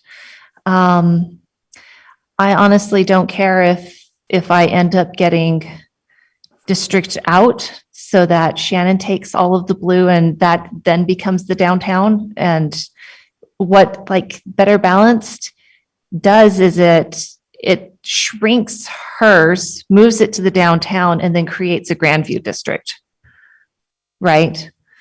And the question is whether it's more important to have a specific Grandview River Grove district than it is to have a specific central downtown district. Okay, thank you. So I guess the question, going back to our vote, is I'm intrigued enough by this, certainly by this theme and by this particular map, that I would like to keep it included. I'm not sure it's my favorite, but I do think it raises some interesting possibilities. So I don't know what the down vote is, if I'm a minority in that or not. Councilor Fillmore, did you have a comment? I'm not thrilled with it, but I think it's interesting enough to leave it on for public discussion. Okay. So Councilor Ellsworth, your hand's up. Yeah, that's still a comment about how my child will die. I gotcha. Okay. So down votes for better balanced. Opposed.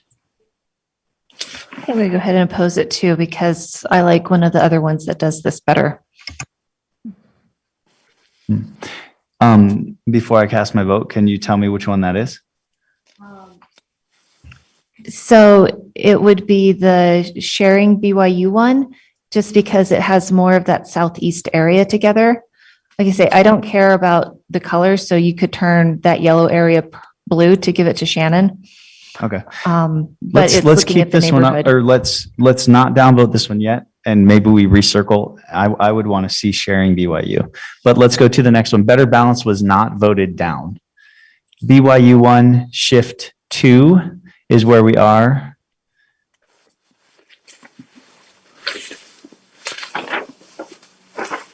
Another interesting idea. Downvotes on this one.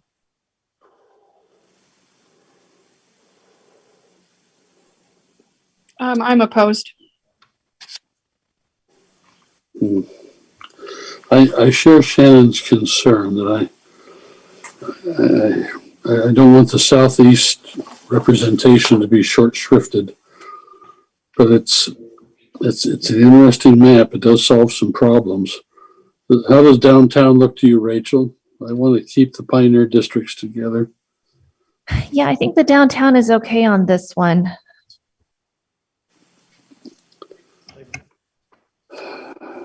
Jeez. Somehow this one wasn't in my map, but my packet, but I'll write it down. Okay, I don't think this one, BYU 1 Shift 2 was not voted down. Next one, please. Yeah, great idea.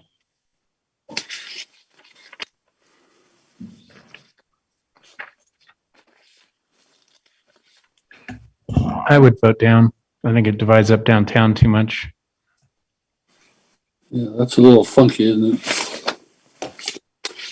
And Rachel, I assume you agree? Yeah, because I don't think it goes far enough north on University to capture all of the downtown area. It does that because it's going straight over to the east. So you end up with a southeast downtown thing. It's, I think, good for the southeast, but less good for downtown. Okay, so it was not such a great idea and was voted down. Great idea was voted down. Plan 26. Oh, it's 'cause I'm opposed. that was opposed, okay. Yeah, I think this one kind of makes a mess of the southeast. Hmm. Sorry, Bill, what was your vote on that then?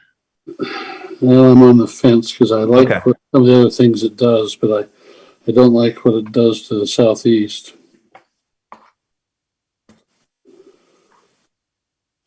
I don't know, I guess I'm okay leaving it out for discussion. Pretty much protects downtown and it protects the west. And Okay, we'll leave it in. Doesn't look like there's enough votes to vote down. So Plan 26 survives. Sharing BYU. I'm opposed. same reason, Shannon? Yeah. If you look at the last one, I don't know what the name was. The last one, can you flip back? Plan 26. Yeah, this one is not compact. Look at that yellow district. That is a funny shape. It's not compact. So the next one that we're just looking at is slightly more compact, but still it's not, I don't feel like the southeast is really disrupted. It is disrupted. I want to hear some council members' opinions on, so with the west side, we have a few different ideas that have floated around. You have these two triangles to get them the population they need. And then there's this one here where this block, I'll call this the block as opposed to the two triangles. Does anyone have an opinion on the block as opposed to two triangles? I guess Mr. Shipley in particular. Which two triangles, I'm sorry, you're referring to? I'm sorry. So Bill, there are some other maps that have a purple west side district like this, but instead of a large block, they have two triangles like in better balanced. So those are kind of two different ways to create that west side. You can either do the block or you can do the true triangles like in better balanced. So I prefer the two triangles, but I mean, it's not perfect, right? I mean, the idea of the west side being west of I-15 makes sense in my mind. And once we start grabbing a little bit right over the freeway, I'm not perfectly comfortable with that, but I like the two triangles better than a big block like this. I think this block, there's some of these homes that probably make more sense in that downtown district if I were just to throw that out there, but. Yeah, I don't like that it takes away from the downtown area to the west. Yeah, where we've got that grid street, you've got kind of the historic downtown pioneer neighborhoods. I like keeping those together. I like the two triangles better because it gets that area with the mall that's south of the railroad in with the west side, and that logically makes sense to me. I mean, the second triangle doesn't, but what are you going to do? Can I comment on those triangles? You sure can. So one triangle is the mall and the other triangle is South Franklin. Is that right? And I think the folks who move into the mall are not going to feel connected to people who live by Provo High School. And I think we're going to get some of that tension where people who live on the west side don't want to be represented by Grandview. So something to think about. However, I would agree that this weird block shape doesn't make sense either. So yeah, it just doesn't make sense any way you go. Oh, boy. Just to say something in favor of at least keeping this in the mix is that I'm not quite sure how to resolve that issue, but one of the advantages that this block shape gives to that southeast corner is that it makes it a bigger, it's able to extend more into the southeast than the other maps we just looked at.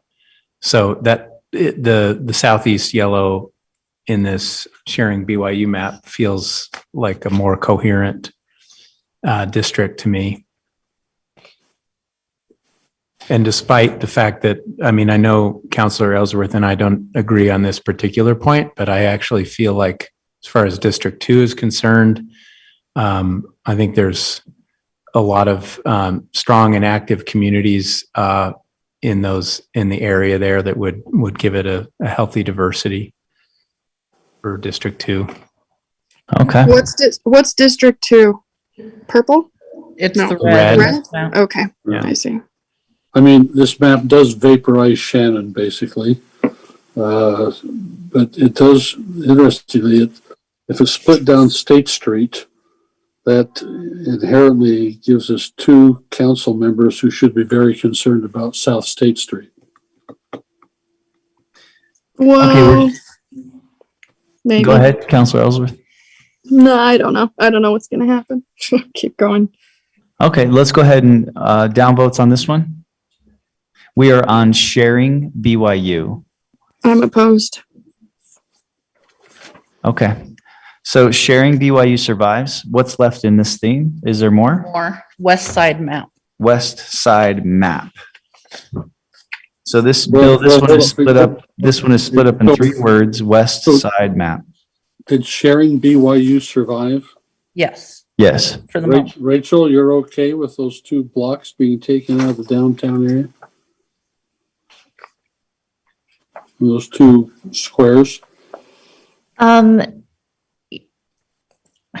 don't love it, but I think it's making it through this first round of cuts for me. I think that we may cut it later. Yeah, we might have to come back to this one because right now we still have 5 remaining, and I think we're going to need to narrow this theme down. But let's go to the west side plan or west side map. Sorry, west side map. This one does divide downtown, takes the top half of it and puts it with Grandview, and then combines the lower part with Southeast Provo. Downvotes on this one. We Okay, have- west side map is dead.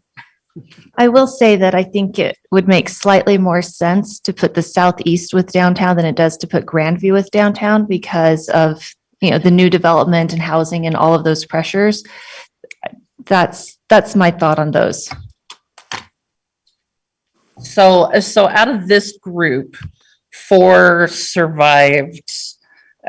We had better balanced BYU shift 2, Plan 26, and sharing BYU. Do we want to go through those again, or do we want to move on to the last group? Let's go to the Move on. Okay. Let's go to the last group and then see where we end up in the end.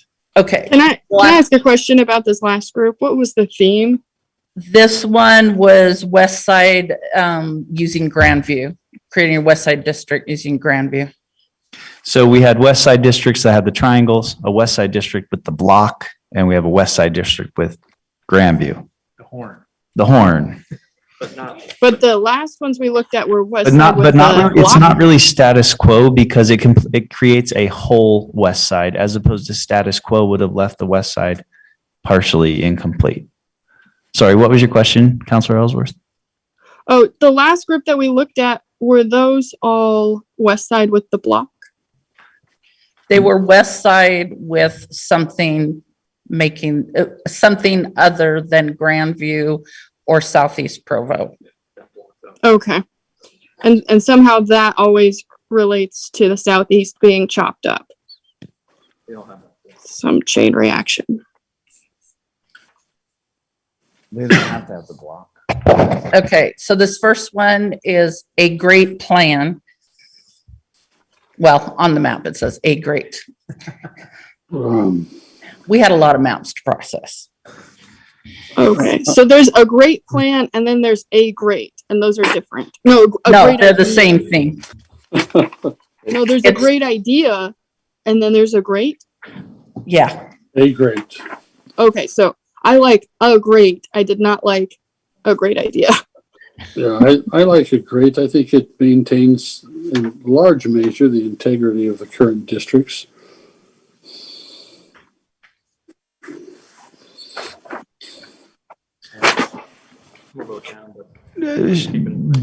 Dave is a vote down, but it survives. We're keeping it, again, this is keeping things in the mix to go to the public. Yeah. Provide options. Can I just say on this Give me one, time to convince I people. don't particularly like adding River Grove to the downtown area. And that's a theme with all of these. That doesn't seem like a natural fit to me. Because I don't know anything about River Grove. I want to come back to my point about this philosophically speaking. The issue to my mind isn't so much is each district homogeneous, but is it, does it run the risk of having certain parts of it be unrepresented? That's maybe a concern. Anyway, I suppose we could disagree on whether or not certain line drawing create that problem for different districts, but I personally don't think it's a problem for a district to have neighborhoods that are quite different from one another. I actually think that's a little more healthy in some ways than if it's all homogeneous. Yeah, I'm happy to learn River Grove. I just, based on what I know now, which is lacking a lot of knowledge, I would say those don't seem like a natural thing to pair. I love River Grove and I'm happy to keep it, but I'm trying to be flexible. That's all. So far, just one down. Yeah. So vote a on great survives. Next one. Next, we get SE. SE. I'm opposed. It's not a compact dinner. Too bad if anybody liked it. SE is ugly. Okay. West Side. Yeah, it's just called West Side, one word. West Side, one word. This is your last one to look at before circling back around. Yeah, I like this one a lot. I'll vote yes. I like the territorial integrity. I like how it keeps the central district together. I like how it maintains the prior integrity of various districts. Don't see any objection. Yeah, well, it's the rectangle and also the library ends up being outside of the downtown area with this one. It goes in with the red. I don't know how big of a deal of that is, but I was envisioning my downtown cross going up to at least Fifth. And so this cuts that off a little. I mean, it's not ideal, but I can see how this one has a central area and then the districts rotating around it. I'm not a fan of this one in my district. It takes away one of my residential areas of votes and gives me more of the Joaquin. So I think That actually, terrible one that I just wanted. yeah, I mean, I wouldn't, I will vote no, but I mean, if it keeps going, that's fine too. But I just So think of that the- makes my district more problematic than currently. Of these two, you like a great better? Yes. Yes. Okay, it looks like maybe a great would be preferred. Counselor Ellsworth, sorry, go ahead. No, my hand's just still up. Okay. I don't have a problem with this. I think it's fine. But maybe there's two precincts that could switch for George and Rachel. Okay, so why don't we leave a great, so West Side is dead. And a great survives as the one for this theme.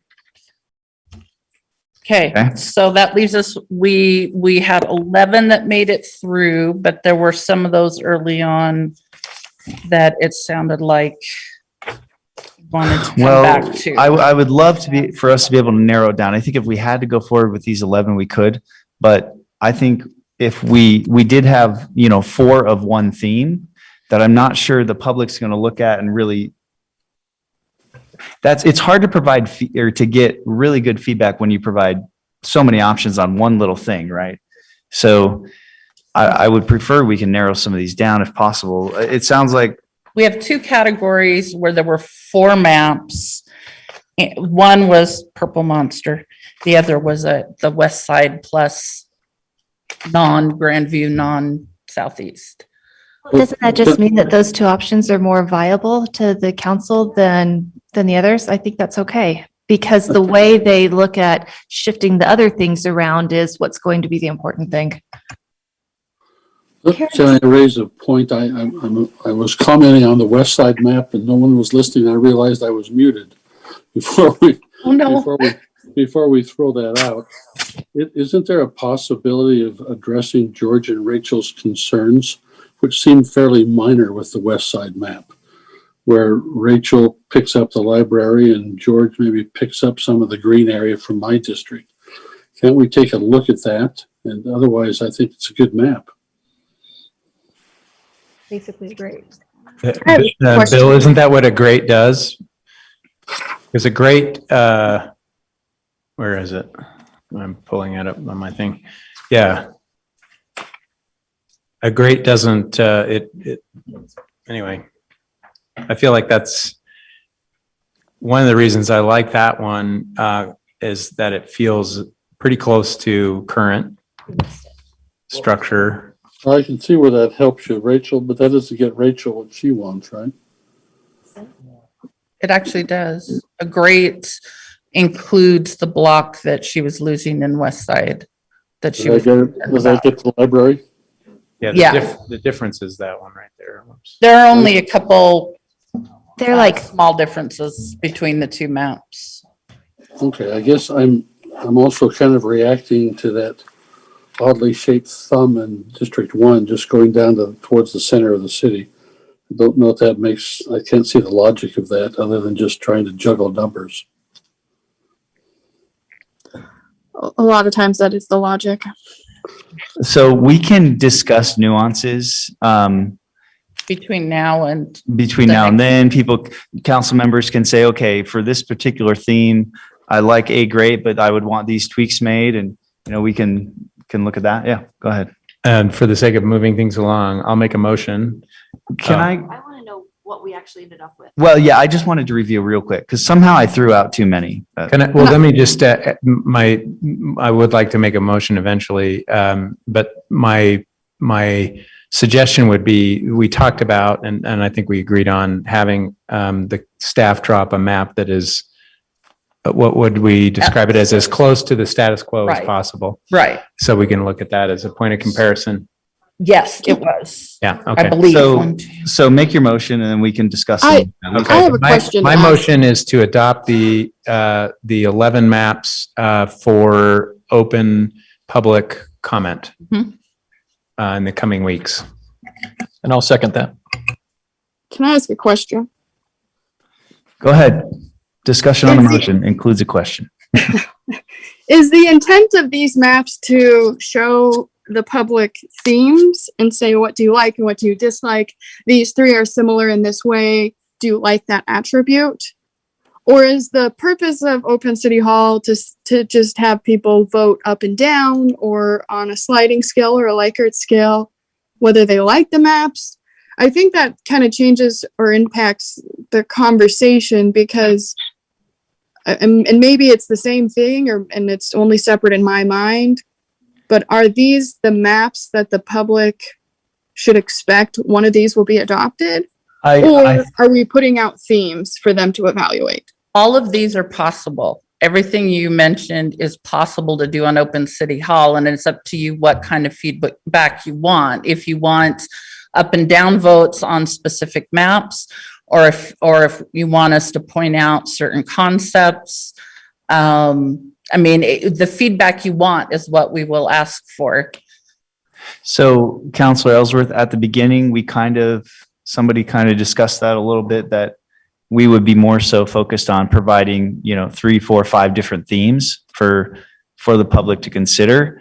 And that the ultimate map in the end might not be one of the maps that they saw, but it will be one of the themes. It will match one of the themes that they saw, at least. Okay, so I can't hear people if they're talking off mic, but it sounds like we're asking citizens about themes and using these maps as an illustration. Yes. Yes, Okay. and if that's the case, we would need to be clear in the open city hall that just because a map is on here and it gets the most votes does not mean that will be the map that we ultimately adopt. Right. But I guess I would want to clarify the council that one of these themes, though, is what we will adopt. I mean, we will adopt a map that matches one of these themes. You mean No. one of these maps? We don't have to adopt one of these specific maps.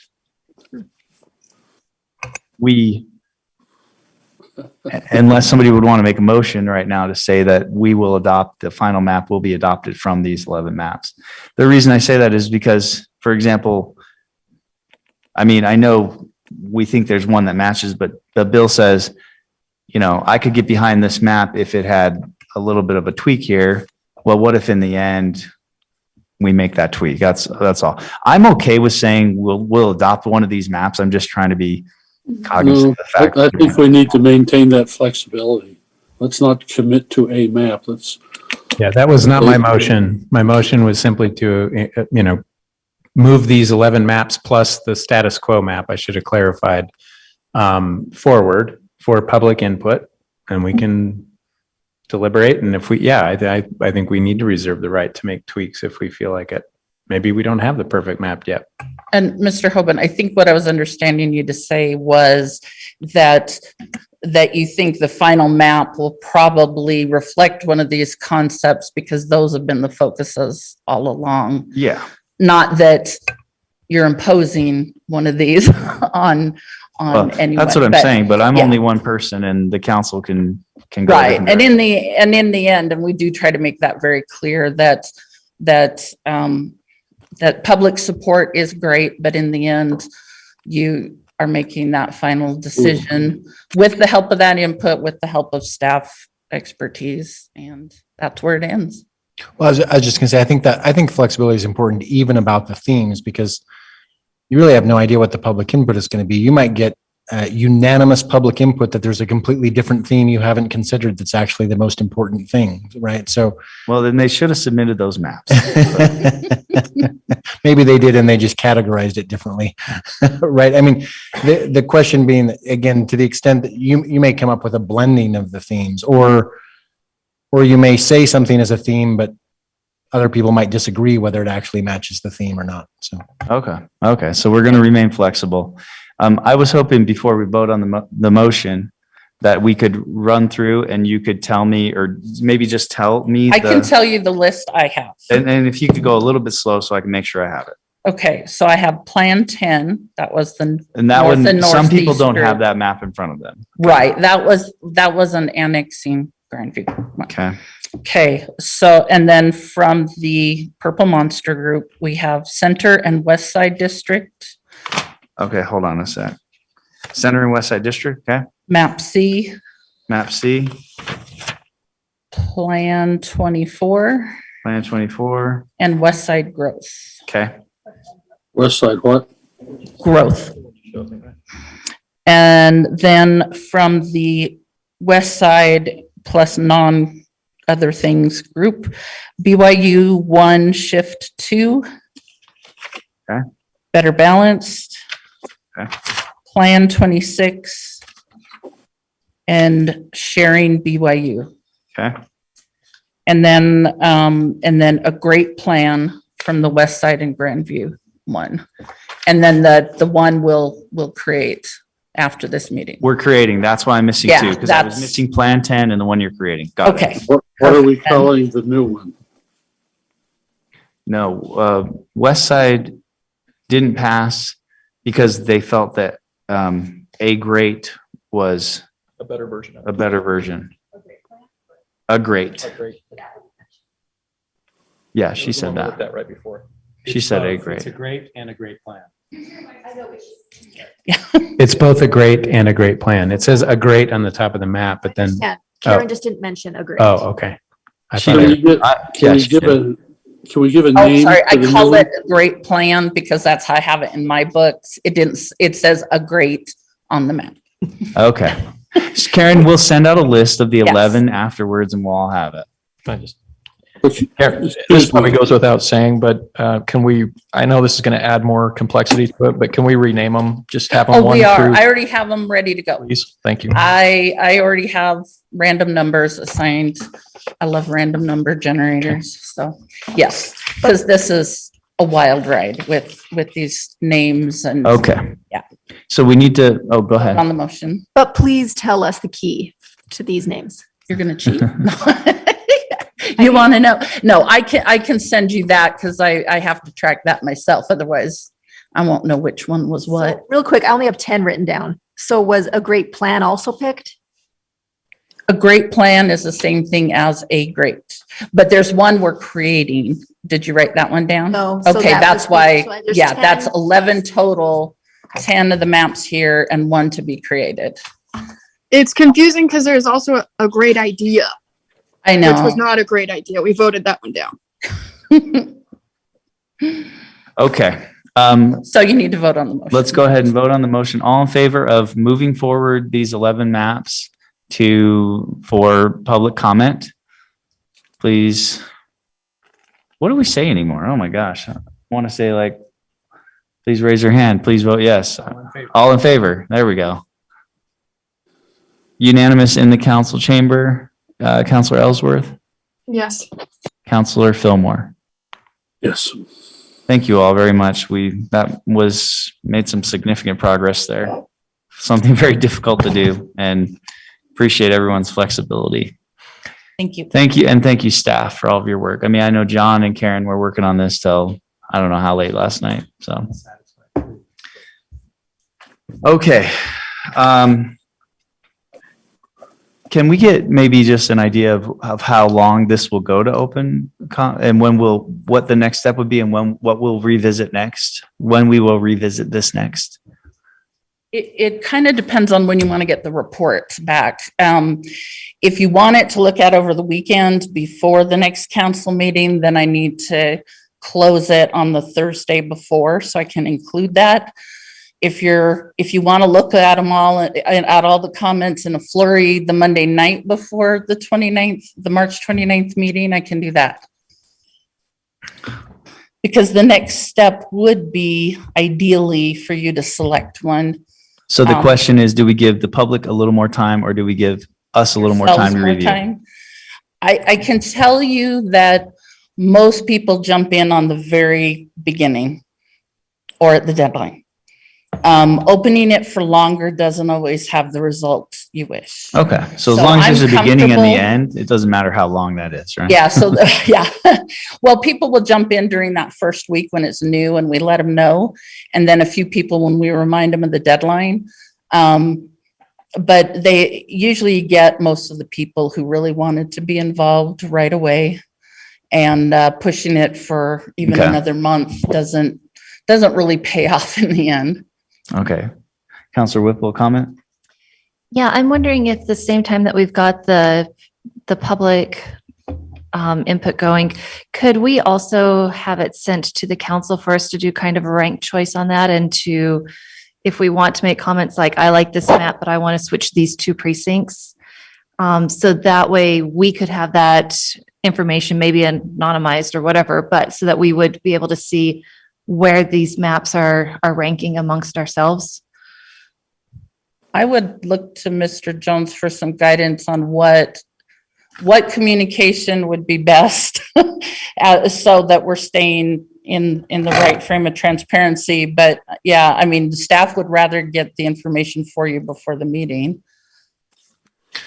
Well, I mean, you can talk about what you want to talk about. Recognize that everything you talk about electronically is subject to grandma. But Just as we had done the thing before where we were supposed to rank our priorities for the criteria, I would like to be able to have us rank these maps and then have something generated that says, okay, based on what you guys have said with your little ranked choice voting, a great idea, which we know is not it, turns out to be number one for most of you or something like that. So I'm sure staff would be willing to do that. Is the desire to get it back, get the results prior to the meeting or at the meeting for discussion? That could make a difference for us in where we put our workload. Yeah, I want to respect your time management. I think it would just be nice to have at the meeting to say, you know, we've looked at your answers and this is what looks good so far. Have fun talking about it. Yeah. I don't, so I like the idea.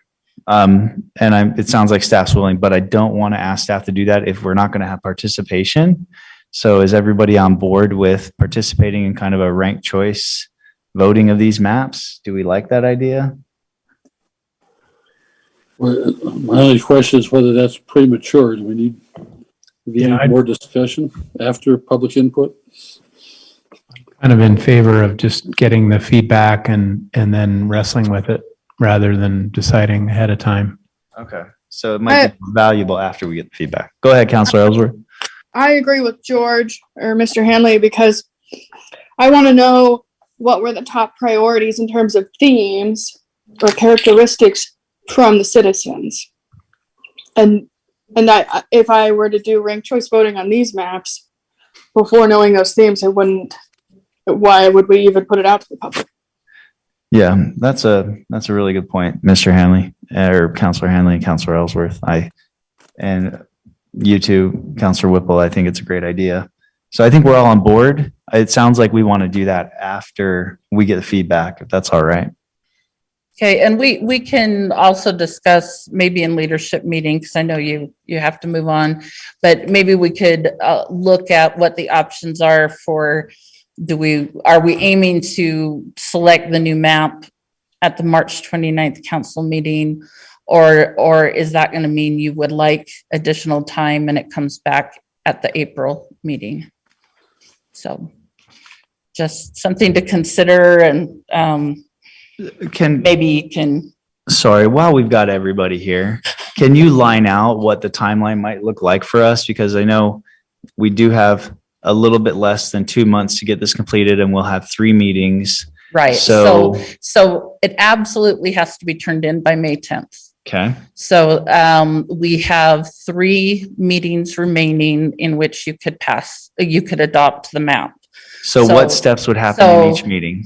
So well, you could take care of it all on March 29th, look it over in the work meeting and then make your final selection and approve it, adopt it in the regular meeting that evening.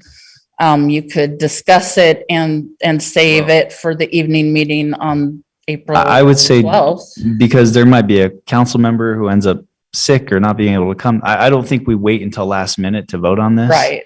I would not recommend waiting till the first meeting in May. I think we plan on trying to get it accomplished during that meeting.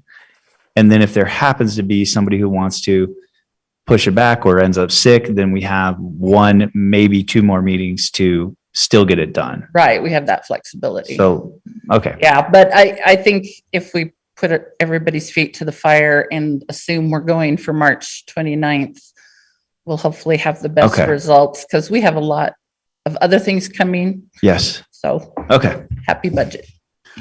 All right. Thank you so much. I know that was so much work. It has been so much work. So. Maps are fun until you have 100 something of them. All right. At this time, a closed meeting has been requested. Mr. Jones, do you want to share with us the purposes of that? Yes. There's been a closed meeting requested by the administration. The purpose is to talk about deployment of security personnel and devices, which is a valid reason under the state statute for a closed meeting. So it would be appropriate to move to close the meeting at this time. I should ask, Mr. Parker, I think there's just one topic today. Is that right? Yes, There was a land item that had been removed. correct. Yeah. Okay, is there a motion to close the meeting? Motion by Counselor McKay, second. Second. Second by Mr. Fillmore or Counselor Fillmore. Discussion on the motion? Doesn't appear to be any discussion on the motion. All in favor? Aye. It's Yes. unanimous in the count. Did you say? Yeah, unanimous in the council chamber and unanimous online as well. So all 7 members. We will now move to the closed meeting. Okay.